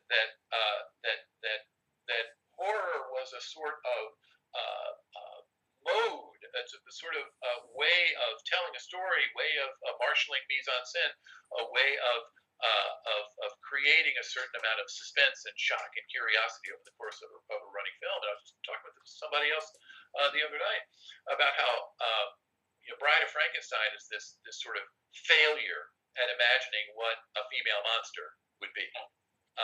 But it's really in the film noir of the 40s, particularly in films like Double Indemnity, where we really see what Hollywood's vision of a female monster is. That the Barbara Stanwyck character is truly a monster, and so it's certainly true that the noir. The expressionism gets sort of played out in the noir, but I think there was at the time in the industry a deliberate and open acknowledgement that these were horror elements that were being injected into the detective and the crime films. At least that's what Jenkins' research bears out. It's really quite remarkable to see him talk about these films that we have a completely different understanding of what their likely generic framework was and the horizon of expectations that people brought to the movies. And he says, no, this was a horror film. Sabotage was a horror film. Yeah, I'm thinking of films like Nightmare Alley with Tyrone Power, with the ending where he breaks down, and it's almost like the total deconstruction of the monster. And I'm also thinking of what is it, Kiss of Death, Richard Widmark as Tommy Udo. When he looks out behind that brim, he almost looks like the Phantom of the Opera. He's got this ghastly white face, he's got these bulging eyes, and when he throws the woman in the wheelchair down the stairs, I mean, that has to be horror. That has to be considered a horror film as well as film noir. That's the second best, like throwing a woman in a wheelchair down the stairs sequence in movie history. So yeah, you gotta love that. What's the best? First to touch Hush Sweet Charlotte. Which itself might be read as a horror film.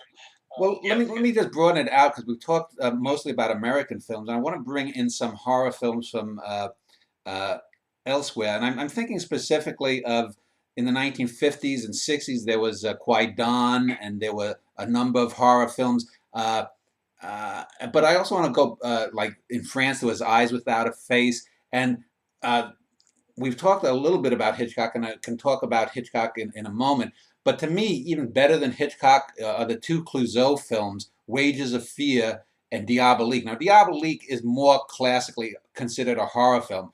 But Wages of Fear, some of the imagery in that, these guys basically, it's a brilliant political film too, but it's basically about these four guys that have to transport nitroglycerin across mountains and valleys and whatnot.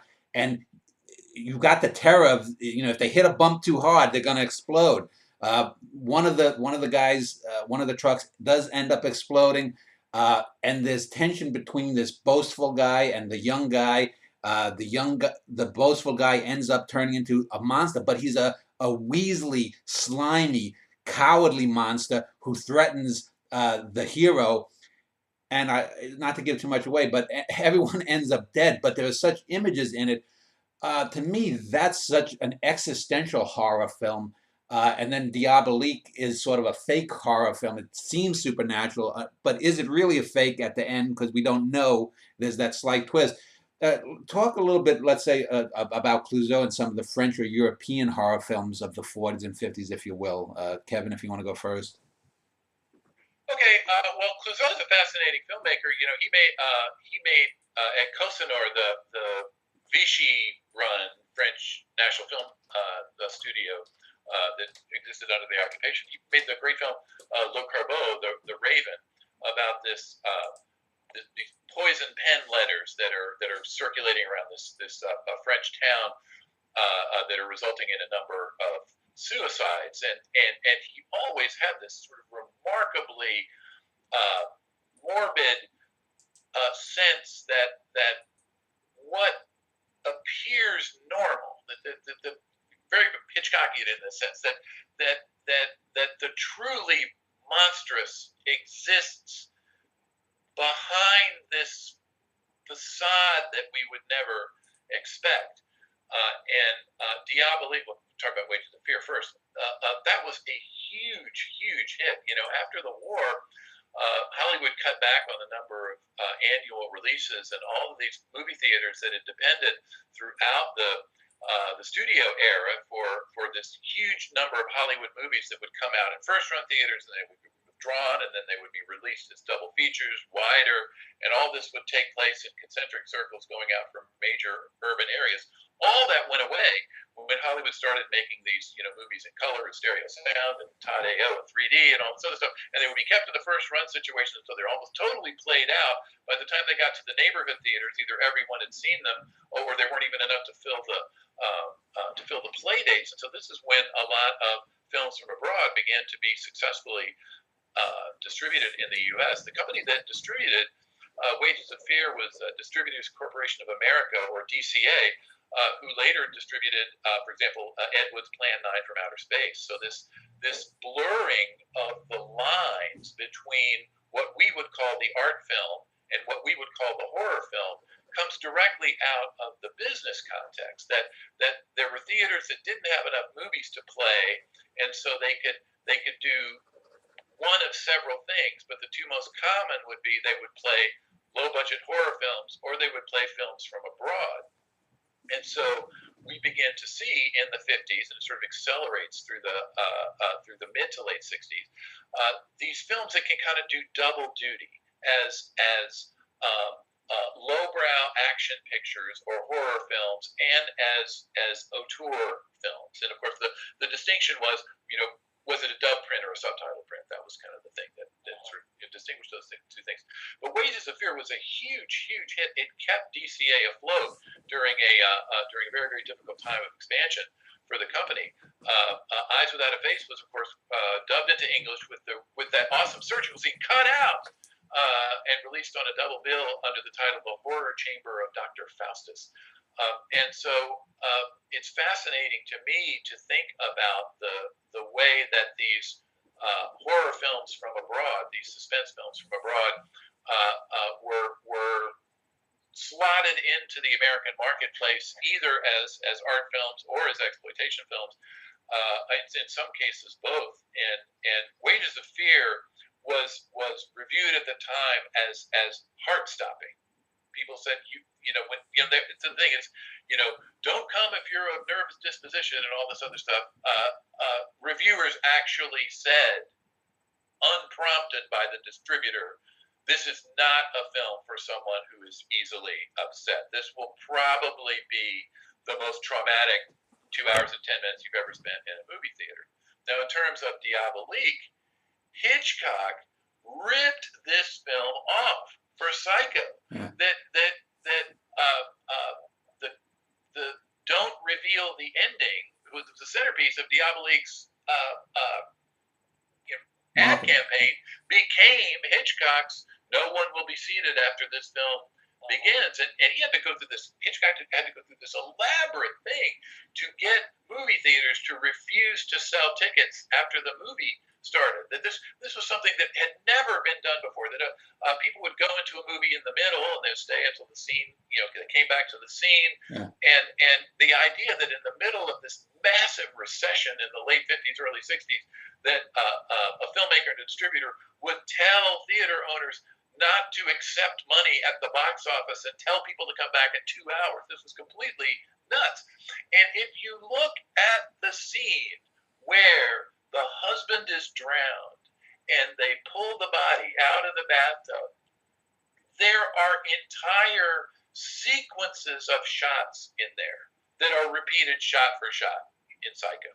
That Diabolique is one of the most influential films ever made, and certainly one of the films that insistently provides shots and bits of business and moments of framing the action and creating suspense that filmmakers draw on to this day. I mean, Diabolique is an absolutely central film in not only the evolution of the horror film, but also just in terms of the way filmmakers use pictures to tell a story. That and Rafifi, the French crime film, you see stuff from those movies to this day in big budget Hollywood movies. They just take stuff from it. So that movie was absolutely critical. And Diabolique's ending, where we get the sort of scaffolding that it was all a setup, that it's an elaborate crime film. At the end, we get that little final twist. Is there really something supernatural going on here? So, and I think that has been in a lot of B films throughout. We get what we think is a story until the last 10 seconds we're made to doubt it. Well, but remember, the film ends with. Can I spoil the film? Yeah, go ahead. The film ends with the main character dying of a heart attack, sliding down the wall, and then looking directly into the camera, which is the exact shot that Psycho ends with. Yeah. I mean,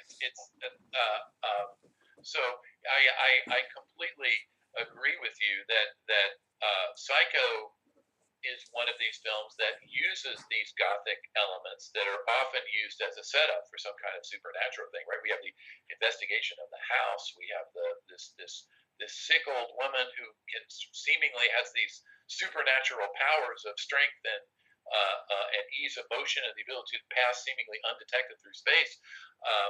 But then once again, we have the psychologist come out at the end to explain.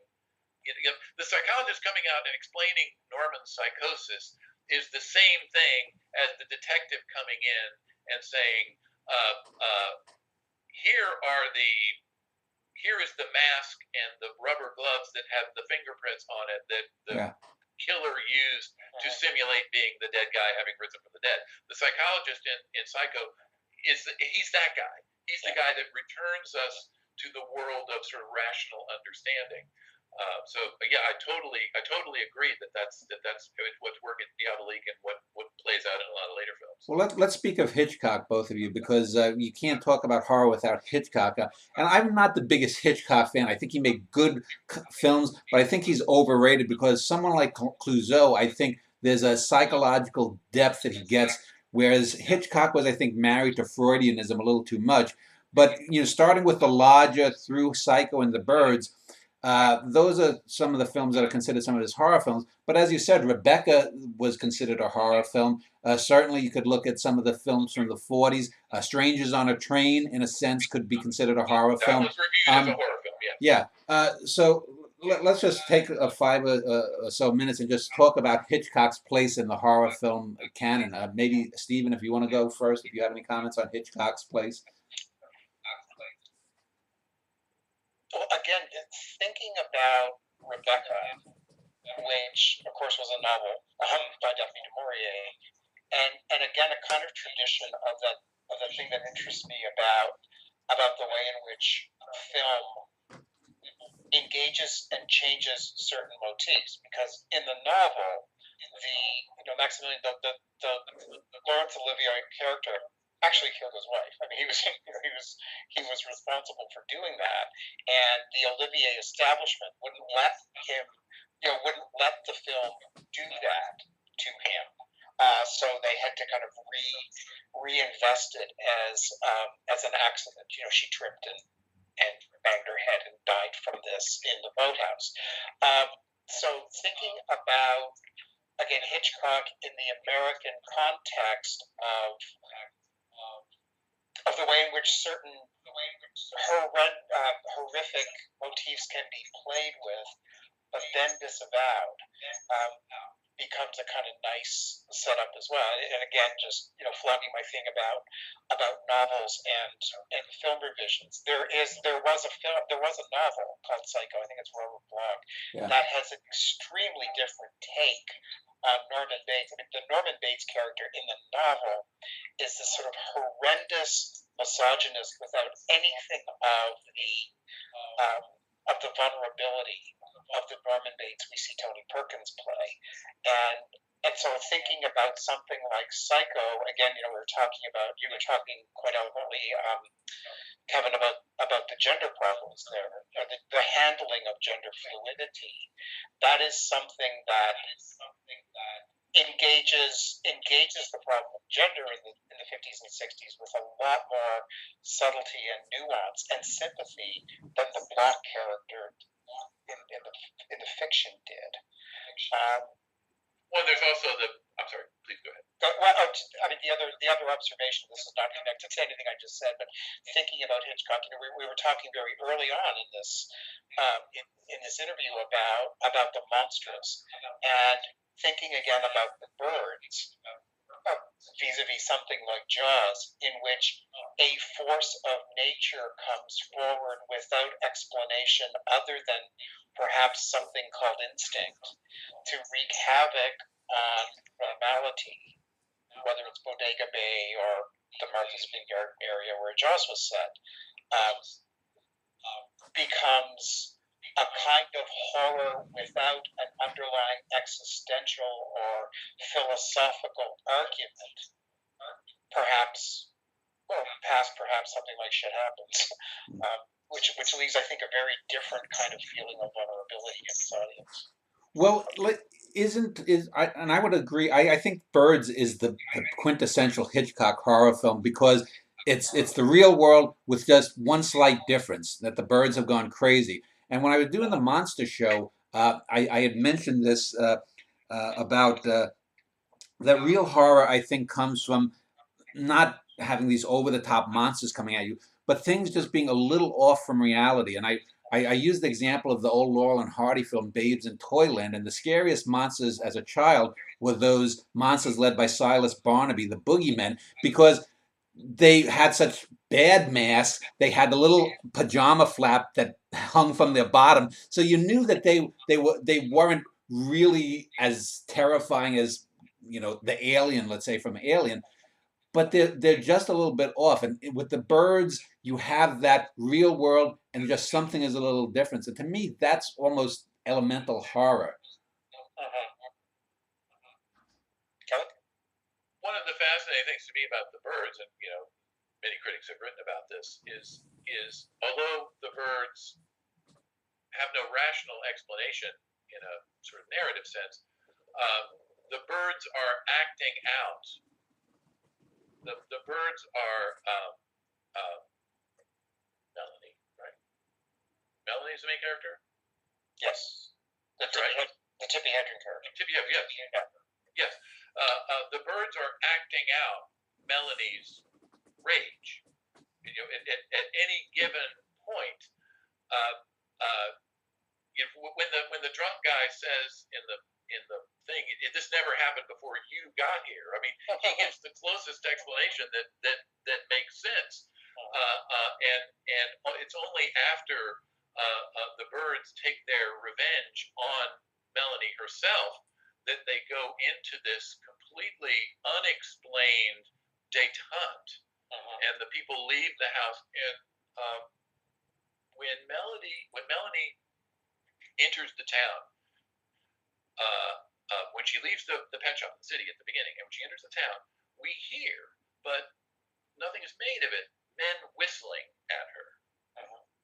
And at the end of the film, when the family is coming out and the birds are just amassed everywhere, we see them come out, and then Melanie comes out in this PTSD catatonic state, and as soon as she steps out onto the porch, we hear one of Saul Bass's electronically modified bird sounds go. It's prominent on the soundtrack. So I think one of the things that's fascinating to me about films like Psycho and the Birds, and later Night of the Living Dead, is that the monster, such that they are, is acting out the repressed desires of the normal characters around them, and this becomes something that horror films in the 60s and 70s really start to they really start to work with this so much so that by the time we reach the mid 70s with films like all of Romero's films, for example, and films like Texas Chainsaw Massacre and all of Craven's films, that the normal world is actually what produces the monsters. The monsters don't come from without. Yeah. The monsters are summoned by all of the behavior that the normal world is suppressing, all of their suppressed impulses. And I think The Birds is way ahead of a lot of horror films in that respect. I wonder though if there's also a kind of double exposure about that, because while I totally understand, I totally agree with the notion that these are a kind of metaphor. The birds are a metaphor for the repression and the anger that Melanie is feeling. There's also much made of, when she goes into the pet store to get the lovebirds that she's going to take to the young girl, that all of those animals are all in cages. They're all feeling, so that they're a kind of reflection of her, but they also exceed anything human here in terms of repression. That this is also about a kind of violation of a natural world that they, irrespective of Melanie, have their own, they have their own axe to grind. And among the reasons they attack her, as well as poor Suzanne Plachette and anybody else who bites at me, is that this is in excess of human psychology and is a kind of nature's revenge on a larger. Right. Well, remember what happens. I'm sorry. Step on your line there. On a larger American structure of sort of colonizing all the natural world. Okay. One of the things that precedes the Birds détente at the end is the teenage girl. I can't remember her name. She gets her first period. Remember that? That she says they're all sort of not knowing what to do, and she comes in and she says, Melanie, I feel sick, and she puts her hand on her tummy, and then Melanie whisks her off to another part of the house. And there's very much, I think, a sense in the film of the birds being both doubles and antagonists to the women in the film in the tight circumscription of their roles. Remember the goriest moment in the film is when Melanie goes to the house and sees the man with his eyes pecked out, and then later the mother says, every morning I get up and think I've overslept. It's time to fix Frank's breakfast. And so the absence of this oppressive social role of service is sort of this existential void that she has, and I think critics have talked about the way the birds are this mirror in some way the antagonisms of the characters in the film, but I really think that the birds are this deeply ambivalent response to the role that the women in the film, and by extension the world, are sort of slotted into. Let me turn to Japan again. We talked about the Godzilla films, but throughout Japan's film history, and even before that, there's a lot of ghosts and monsters that figure prominently in their literature. And there was a trio of films made by Hiroshi Teshigahara. I don't know if Kevin or Stephen have heard of it, Yes, based upon the novels of Kobo Abe, Pitfall, Woman in the Dunes, and The Face of Another. They're now released as a Criterion trilogy, even though they're not related. But these films, again, are 97, 98% based in reality, and there's a little bit off. A guy's his face has been burned, he's wearing a mask. A guy descends down into a pit with a woman. There's a murder, and there seems to be some supernatural figure in the midst of a labor dispute. So, if Kevin, I don't know if you've seen them, but these to me are such brilliant films that just conceptually they make use of what would be been called around that era the kitchen sink drama, but also put within just something a little bit off, as I said earlier. And I think he's been overlooked but to me that's a really great trio of films. Do you have any comment on them? I really like them all. Face of Another is one of my favorite Japanese films of all time. The thing that I find fascinating about Women in the Dunes is when it came out, it was released in the U.S. and in some cases it was booked as an art film. In other cases, it was booked as a horror film, and in a third exhibition environment, it was booked as an erotic film. So it has all of these qualities of generic instability that Japanese films typically kind of had to have, from the mid '50s to the early to mid '60s. But Teshigahara was, if I'm not mistaken, a stage director before he made films, and I think that we can see in a lot of this 1950s, and then with the new wave starting in the 1959, 1960, we can see a lot of elements of experimental theater in a lot of these films. We can certainly see it in Oshima and some other filmmakers. Imamura. And so I think that yeah, right, absolutely. I would say that Japan is another film industry in which horror as a distinct generic category might have been something that they adopted in the mid to late 50s to get their films screened in certain contexts in the West.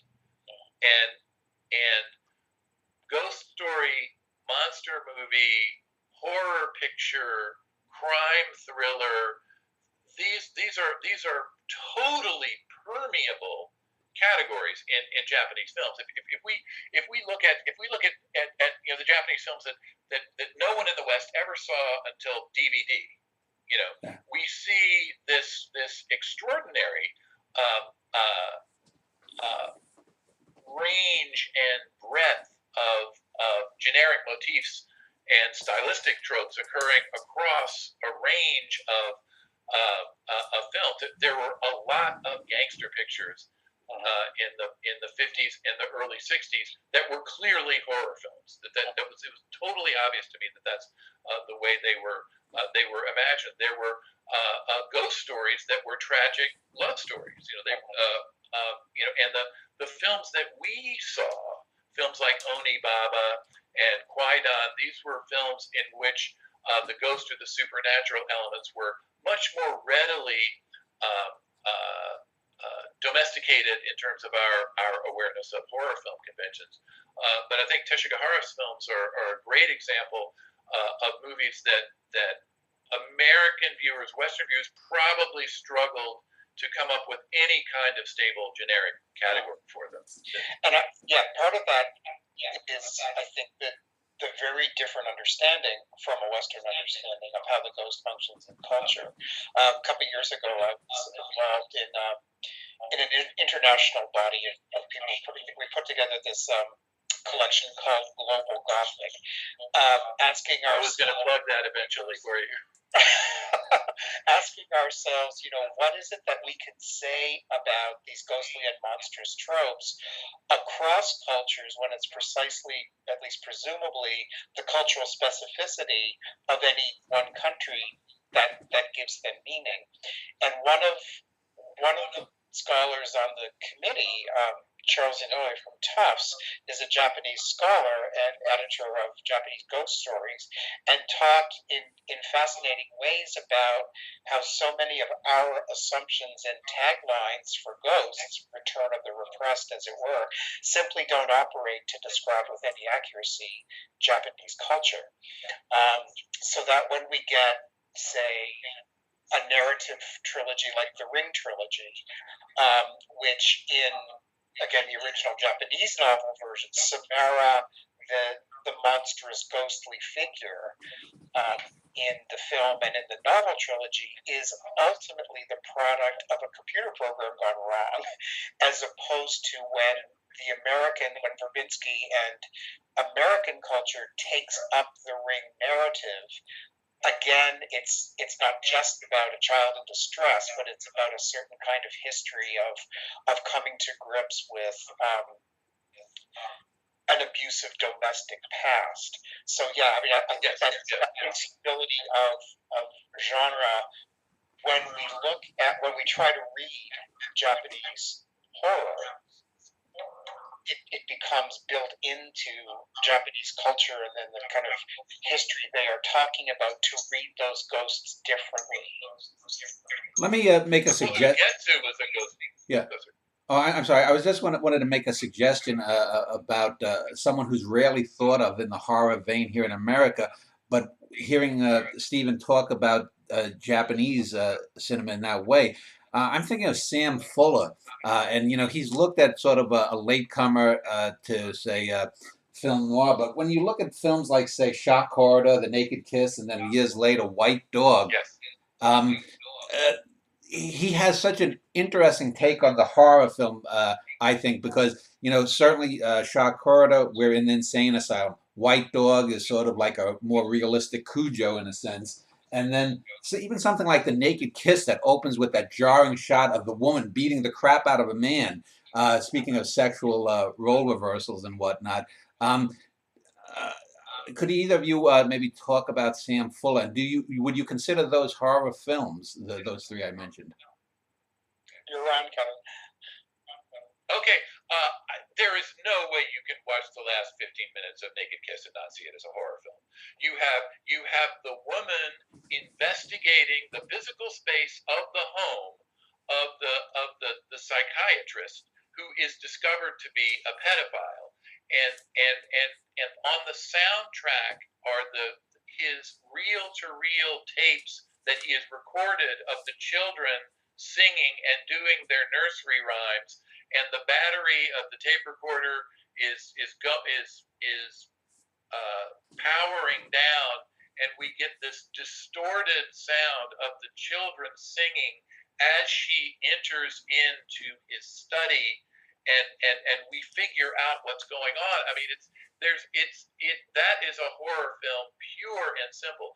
Anytime you have children doing nursery rhymes in a film, there's an 80% chance that it's a horror film.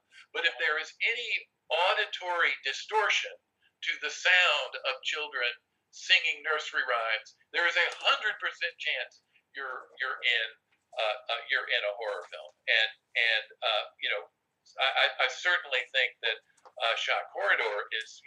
We could go on. We could do a whole 2-hour thing about the masculine phobias that are on parade in Shock Corridor. But I think those two films are extraordinary examples of a filmmaker who is in complete command of the stylistic and narrative norms of horror films by the late 50s and the early 60s, and is figuring out a way to introduce these motifs into a different kind of story in a way that doesn't dominate the proceedings. But it's unthinkable that Naked Kiss could exist when they came out in 62.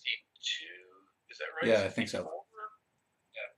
So this is post Psycho, post Baby Jane horror, and I think this film is a response to that. We could go on for quite a while, but I want to touch on some tropes in the last 30 or 40 years rather than individual films now, and throw out just a few questions. In the 1960s, especially after Dr. Strangelove, and even during Dr. Strangelove, we got a lot of these Armageddon-type films.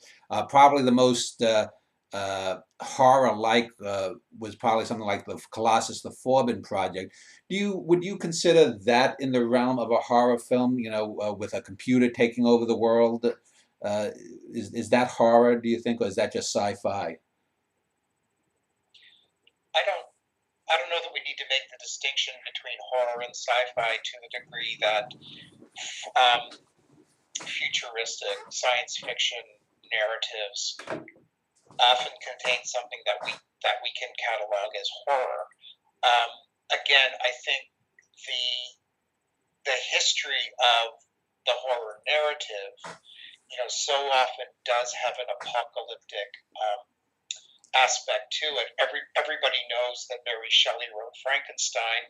They might be less familiar with her novel The Last Man, which, as the title would suggest, is the story of humanity dying out to the point of having one individual being left on the planet. But then as we get into the horror film proper, there's an apocalyptic sense to a lot of these narratives, if not in the sense of the whole world burning up or dying, but certainly the community, the family, a particularly arranged domestic or community space, going back to my favorites of The Village of the Damned and the Children of the Damned that came after it. And The Children of the Damned is based on the premise that each of these telepathically brilliant, supernaturally smart and powerful children, in that sequel, each of them comes from a different country, and in the context of the Cold War,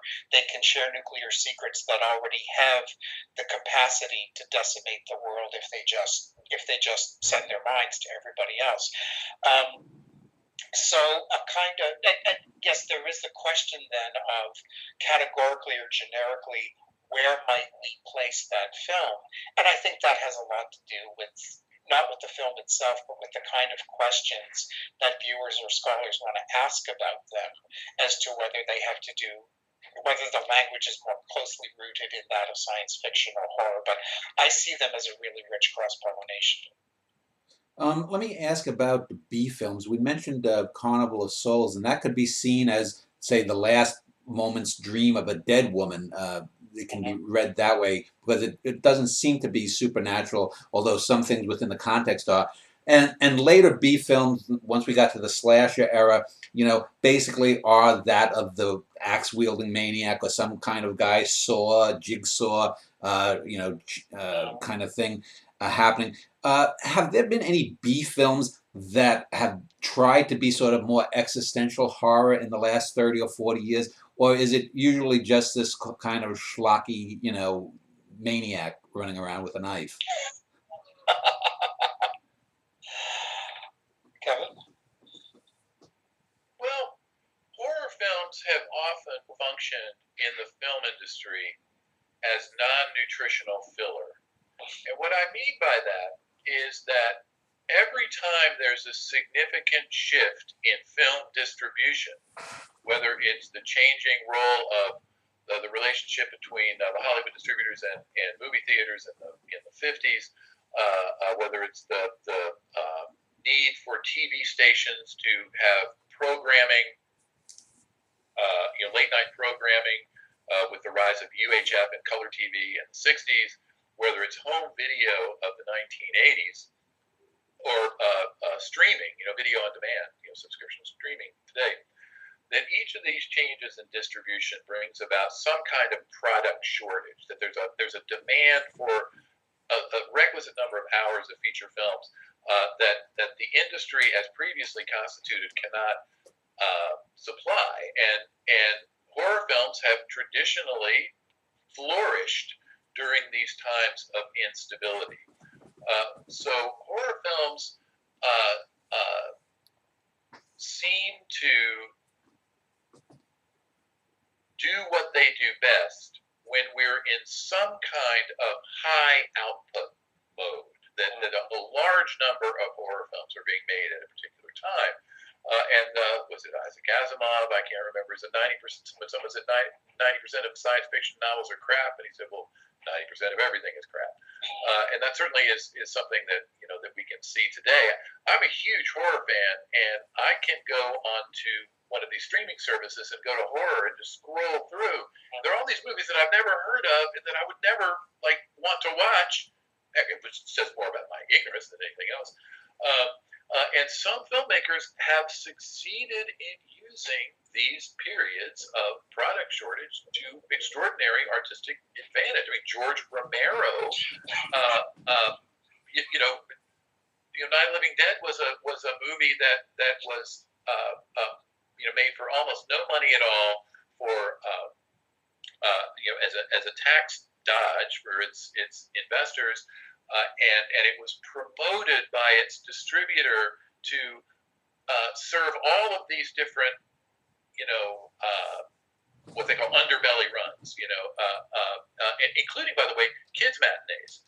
Horror films were often slotted into kids matinees, which neighborhood theaters would have on Saturday afternoon, and they would do it basically to bring as many kids into the theater to buy as much candy as possible.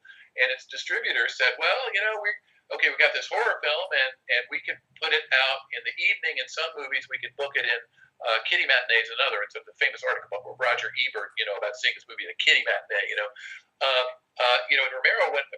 Night of the Living Dead, probably the most important and influential horror film ever made.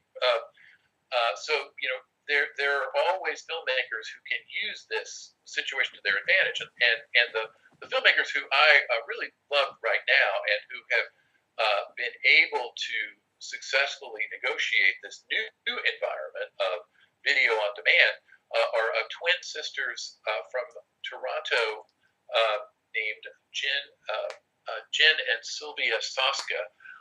They made a film, their thesis film, Dead Hooker in a Trunk. I hate using that word for sex workers, and I certainly hate the idea of yet another murdered sex worker being the premise of a black comedy, but we'll give them a pass on that.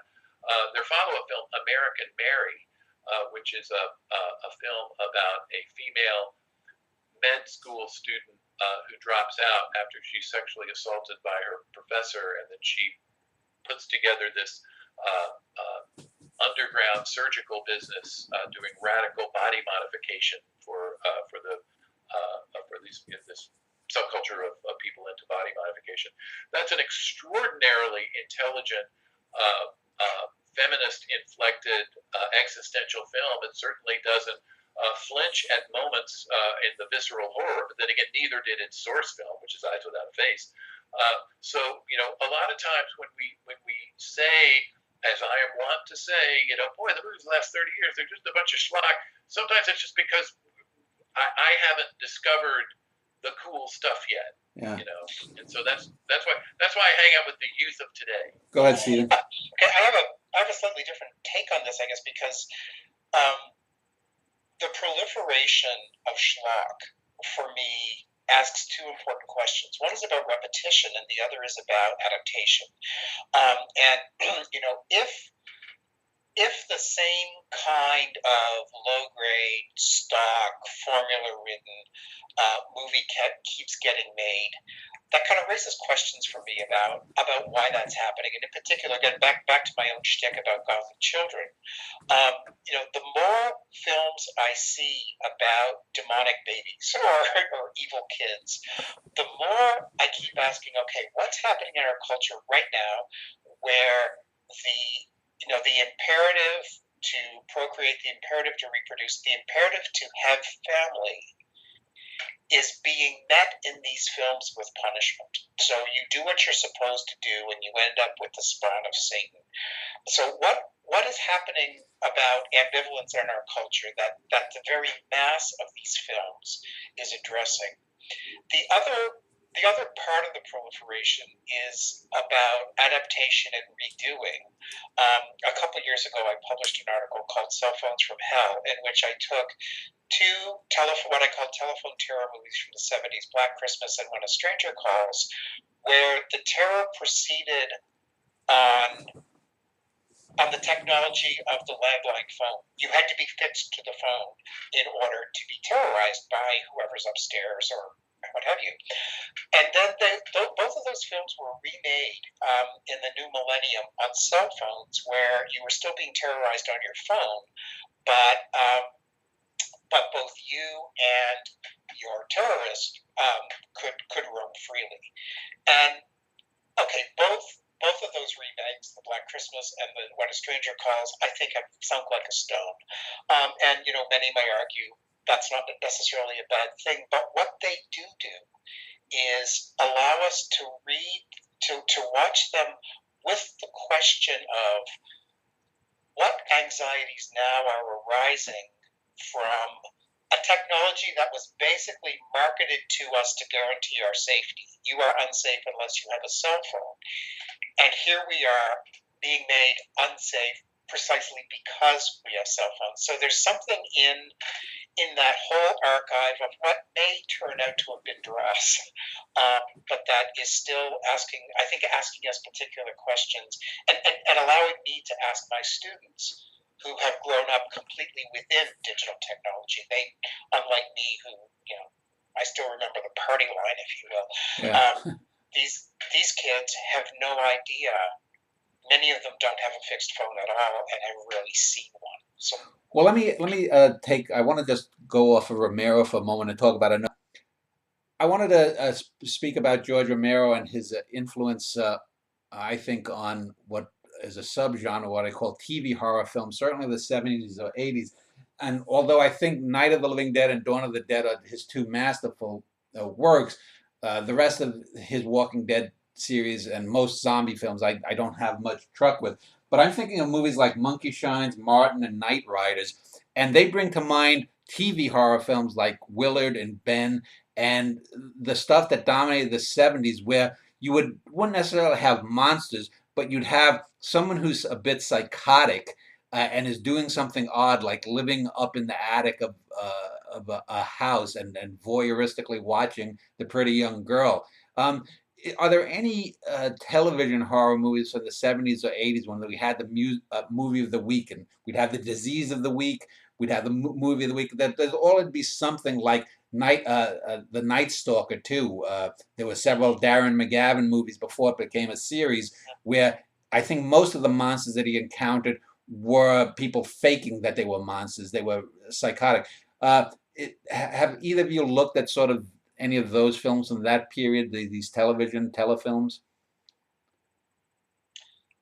I had mentioned Salem's Lot, which was a Yeah. made-for-TV movie.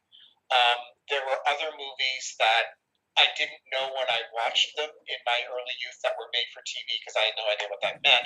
But there was something, actually, Betty Davis was in it called Scream Pretty Peggy, which again fascinated me as someone interested in gender bending and queerness, because again, the Ted Bissell character, you may remember him as the boyfriend of Marlo Thomas from That Girl. Oh, we're really dating ourselves, Kevin. Is again, without giving too much away, shall we say gender conflicted and dysphoric. But one of the things about the reception of the TV movie for me in the 70s, growing up in a very rural area of Nova Scotia where there was only one movie theater I could drive to, is we didn't know the difference. Any movie we saw, we were probably going to see on TV because there was really only one movie theater nearby, and this is a word that hasn't come up yet, the drive-in theater, because most of my horror was actually consumed in the middle of a baseball field called a drive-in theater. That the setting for those things, the setting for the reception, was always something of the rural and the domestic rather than the urban and the cinematic. That said, there's a special issue of Horror Studies. It's either issue in volume 3 or volume 4 a couple of years ago on television horror, and not just contemporary, but going back to some Mario Bava stuff and Twilight Zone. That takes up a lot of the questions of what happens when horror becomes a domesticized, televised. So I would refer you to a lot of the work in that issue, because it's really quite smart. It was edited by Drew Beard and does a lot of nice work. My favorite made-for-TV horror film was from 73 or 74. It's called Don't Be Afraid of the Dark. And it's directed by John Newland, who was the sort of poor One Step man's Beyond. Rod Serling in the 50s. He did a Yeah. series based on Twilight Zone called One Step Beyond. It actually came before Twilight Zone. Oh, really? Yeah. There you go. Thank you so much. Thank you. And he makes this film about this woman who moves to this rural house, and she discovers that there are these tiny people who live in the air ducts who resent the intrusion and are trying to kill her.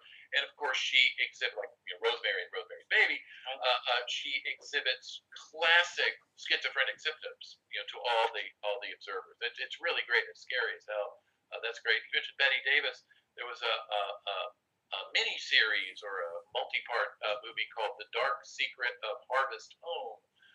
That's set in this seemingly charming New England town that this new couple.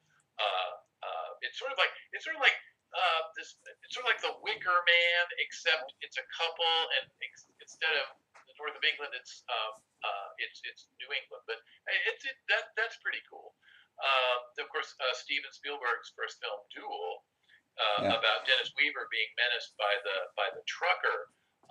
The truck is given these almost anthropomorphic, qualities of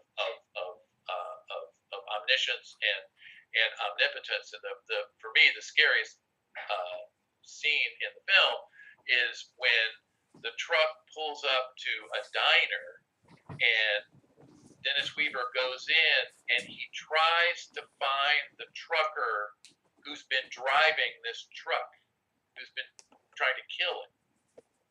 And he thinks he knows who the guy is, but he just walks into this diner. He's a middle-class guy. He's Dennis Weaver, with a tie and everything like that.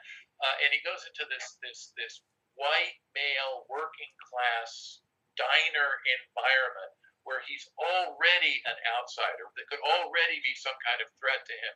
And he goes in and tries to figure out which of these guys is scary looking enough to have been doing this. And of course, there's no way to tell, and he goes up to this one guy and accuses him, and the guy just looks at him with this look of utter pity and disgust and said, "Buddy, you need help."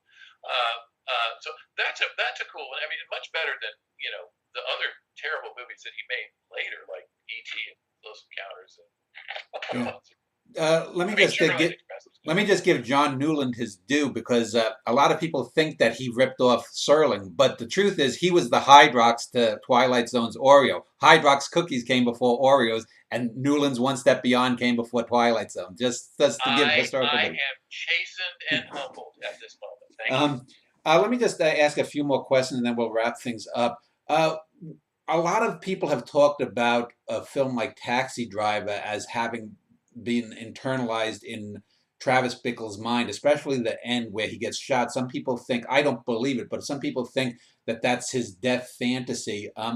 Would Taxi Driver, could that be sort of hammered into a horror film, or is that really just a social portrait of a nut job? What do you think, Stephen? Again, it's the elements of issue. As someone who's, I think, allergic to purity of category, I would see something like Taxi Driver as having elements of,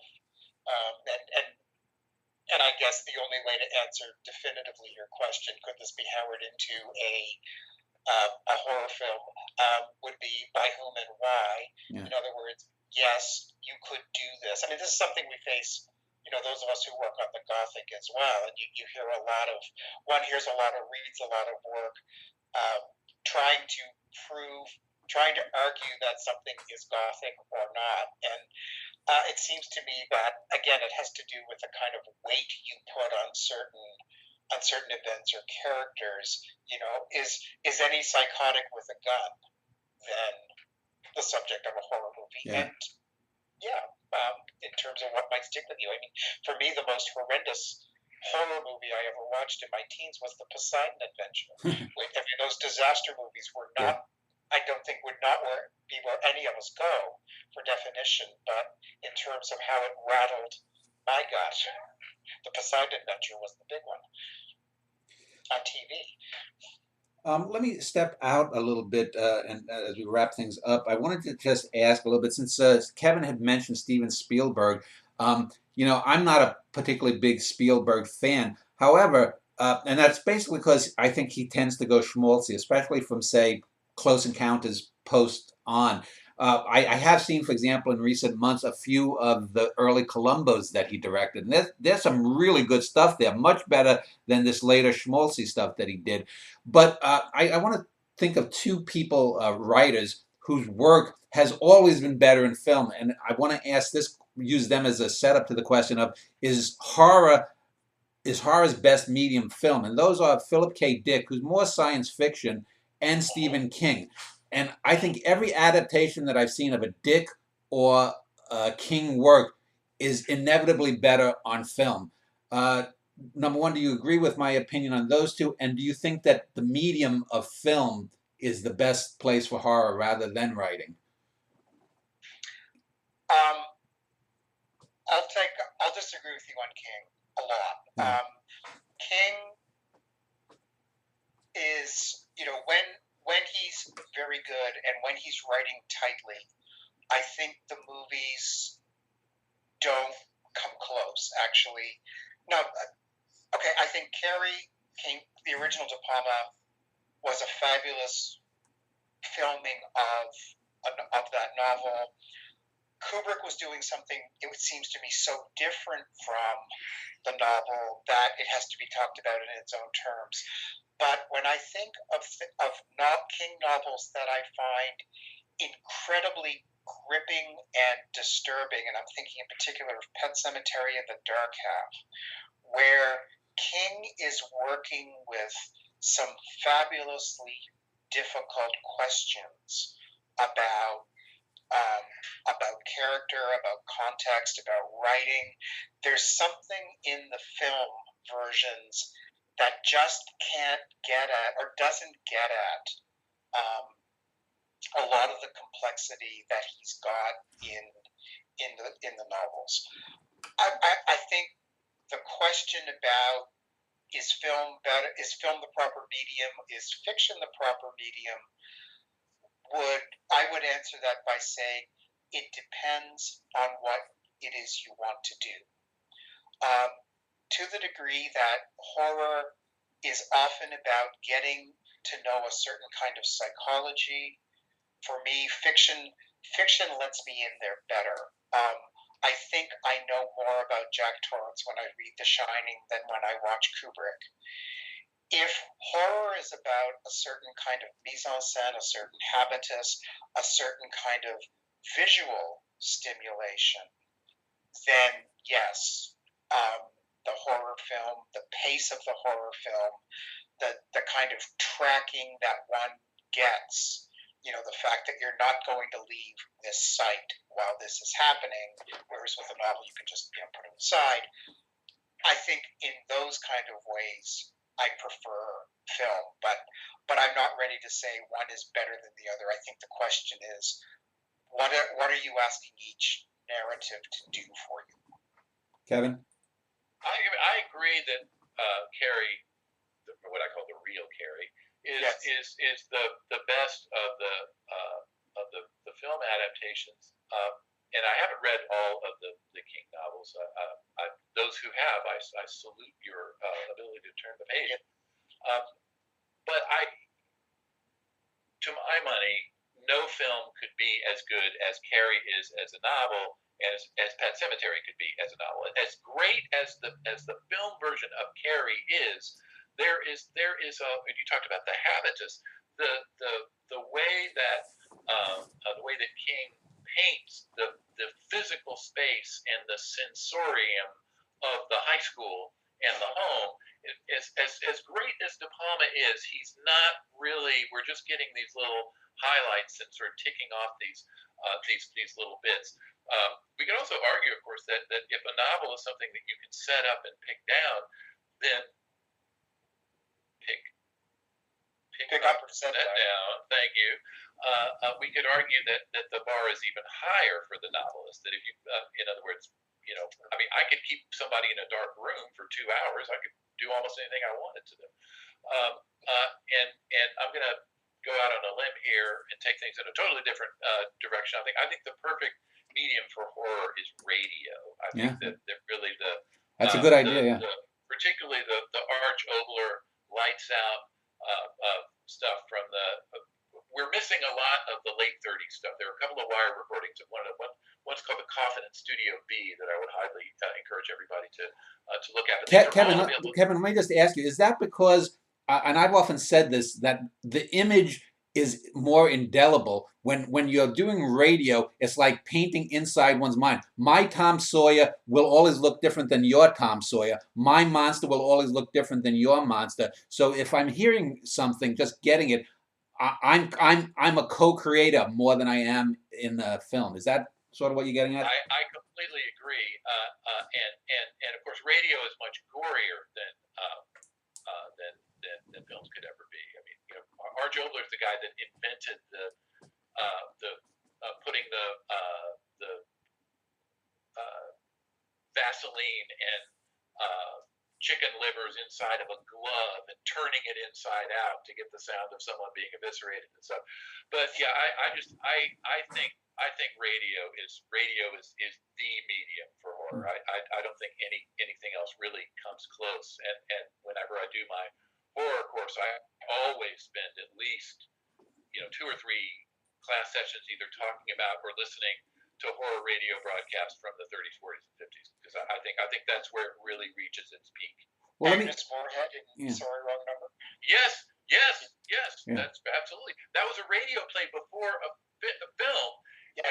And it is Sorry, Wrong Number was another of these films that Jankovich talks about that was totally thought of as a horror film and not a thriller or noir or crime. That's a great example. And that actually brings to mind, believe it or not, a Blake Edwards film, Experiment in Terror, where a guy is basically torturing a woman on the phone to rob a bank by threatening his sister. But I want to ask a final question here, and then There's we'll a great tranny in the bathroom panic scene in that film too. I wonder if all these people shrieking with their Bibles outside of school board meetings have been traumatized by Ross Martin and Experiment in Terror. Yeah. Yes. I'm sorry, but go ahead. Yeah, I want to ask a final question, then we'll do a segment where we'll just give you your final thoughts and wrap things up. But I wanted to talk about horror and film culture. Last year I did a whole show about what I call lost film culture, and you touched upon it, I think, Kevin, in that, for example, when I was growing up in New York City, right on the Brooklyn-Queens border, there were within walking distance 5 or 6 film theaters, and from noon to midnight, the main features played. Overnight, from midnight till 6 or 7 in the morning, porno played, and then from 7 in the morning till 11 or 12 noon would be the kid features, would be old Bugs Bunny. I saw Jason and the Argonauts in color. There, all the old stuff that the theaters had, the old cans of film that they would have, and I think horror to me is far more dependent upon sitting next to one another. I'm thinking of like the old William Castle type films, like The Tingler. You want your girlfriend to clutch your arm the minute something happens.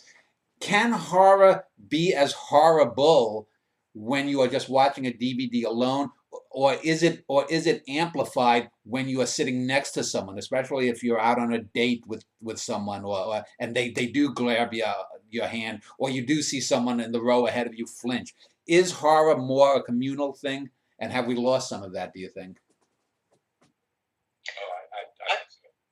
I find people can sometimes mitigate horror because I'm not only aware of what's happening on the screen and in me, I'm also aware, I'm somewhat distracted by, the grunts or shrieks or what have you of the people around me, especially if someone isn't really buying it and they're sort of, snorting in dismissive ways, because that can happen so often that, what you think is just absolutely, your fingernails are in the sides of the chair. Somebody else next to you is thinking, "Oh, this is crap," and so the communal can actually mitigate for me the effect. Oh, okay. Well, but when it works, it's extraordinary. When I first saw Psycho in the movie theater in the early 70s during one of its re-releases, there was a whole generation of people who'd never seen the film, didn't know what the surprise ending was. And when Lila comes down the stairs, looks out the front door, sees Norman coming up the stairs, and rounds the bend to go down into the cellar, the audience freaked out. It sounded like I was in a plane that had just depressurized, and the naked animal terror of that several hundred people was extraordinary. That was an amazing experience to be part of that moment of collective absolute panic. So I guess if you have a filmmaker, if you film like Psycho, it works. Okay. Well, let's end this segment. In the final segment, I'll give you some final thoughts and we'll wrap up. So,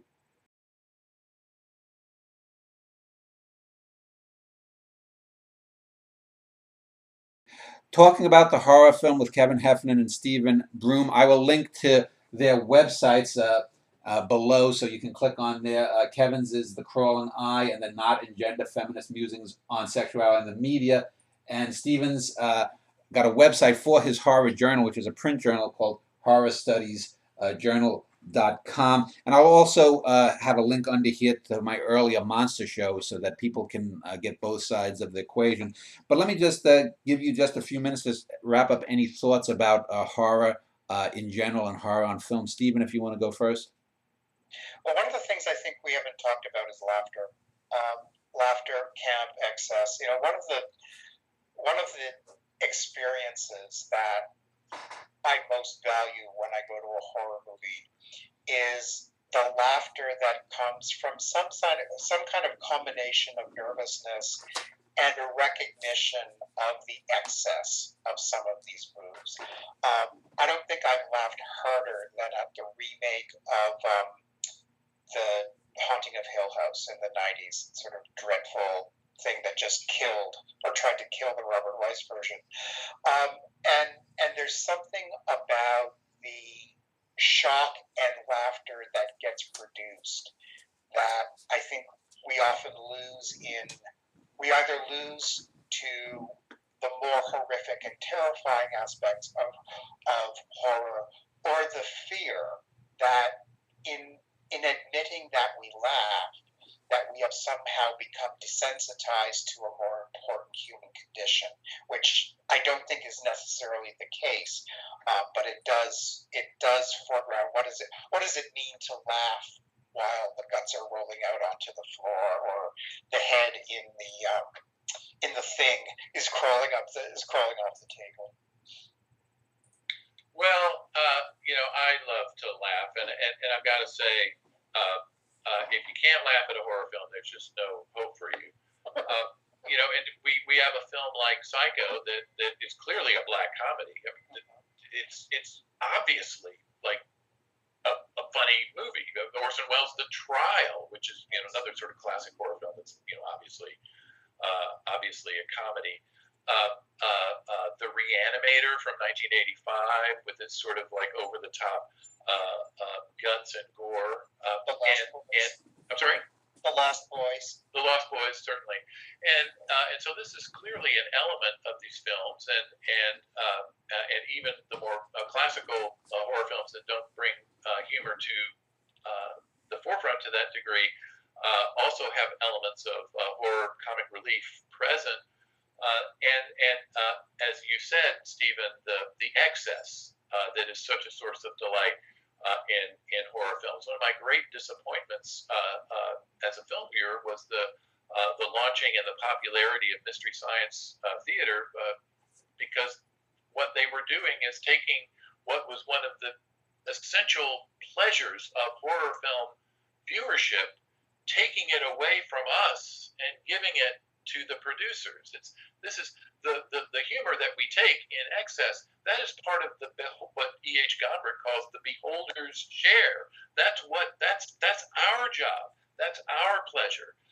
And so to have these characters up on screen having this constant patter they took away my job, and that was a very Well, let disappointing me thing. ask you, Kevin. Do you think that horror then can't be meta?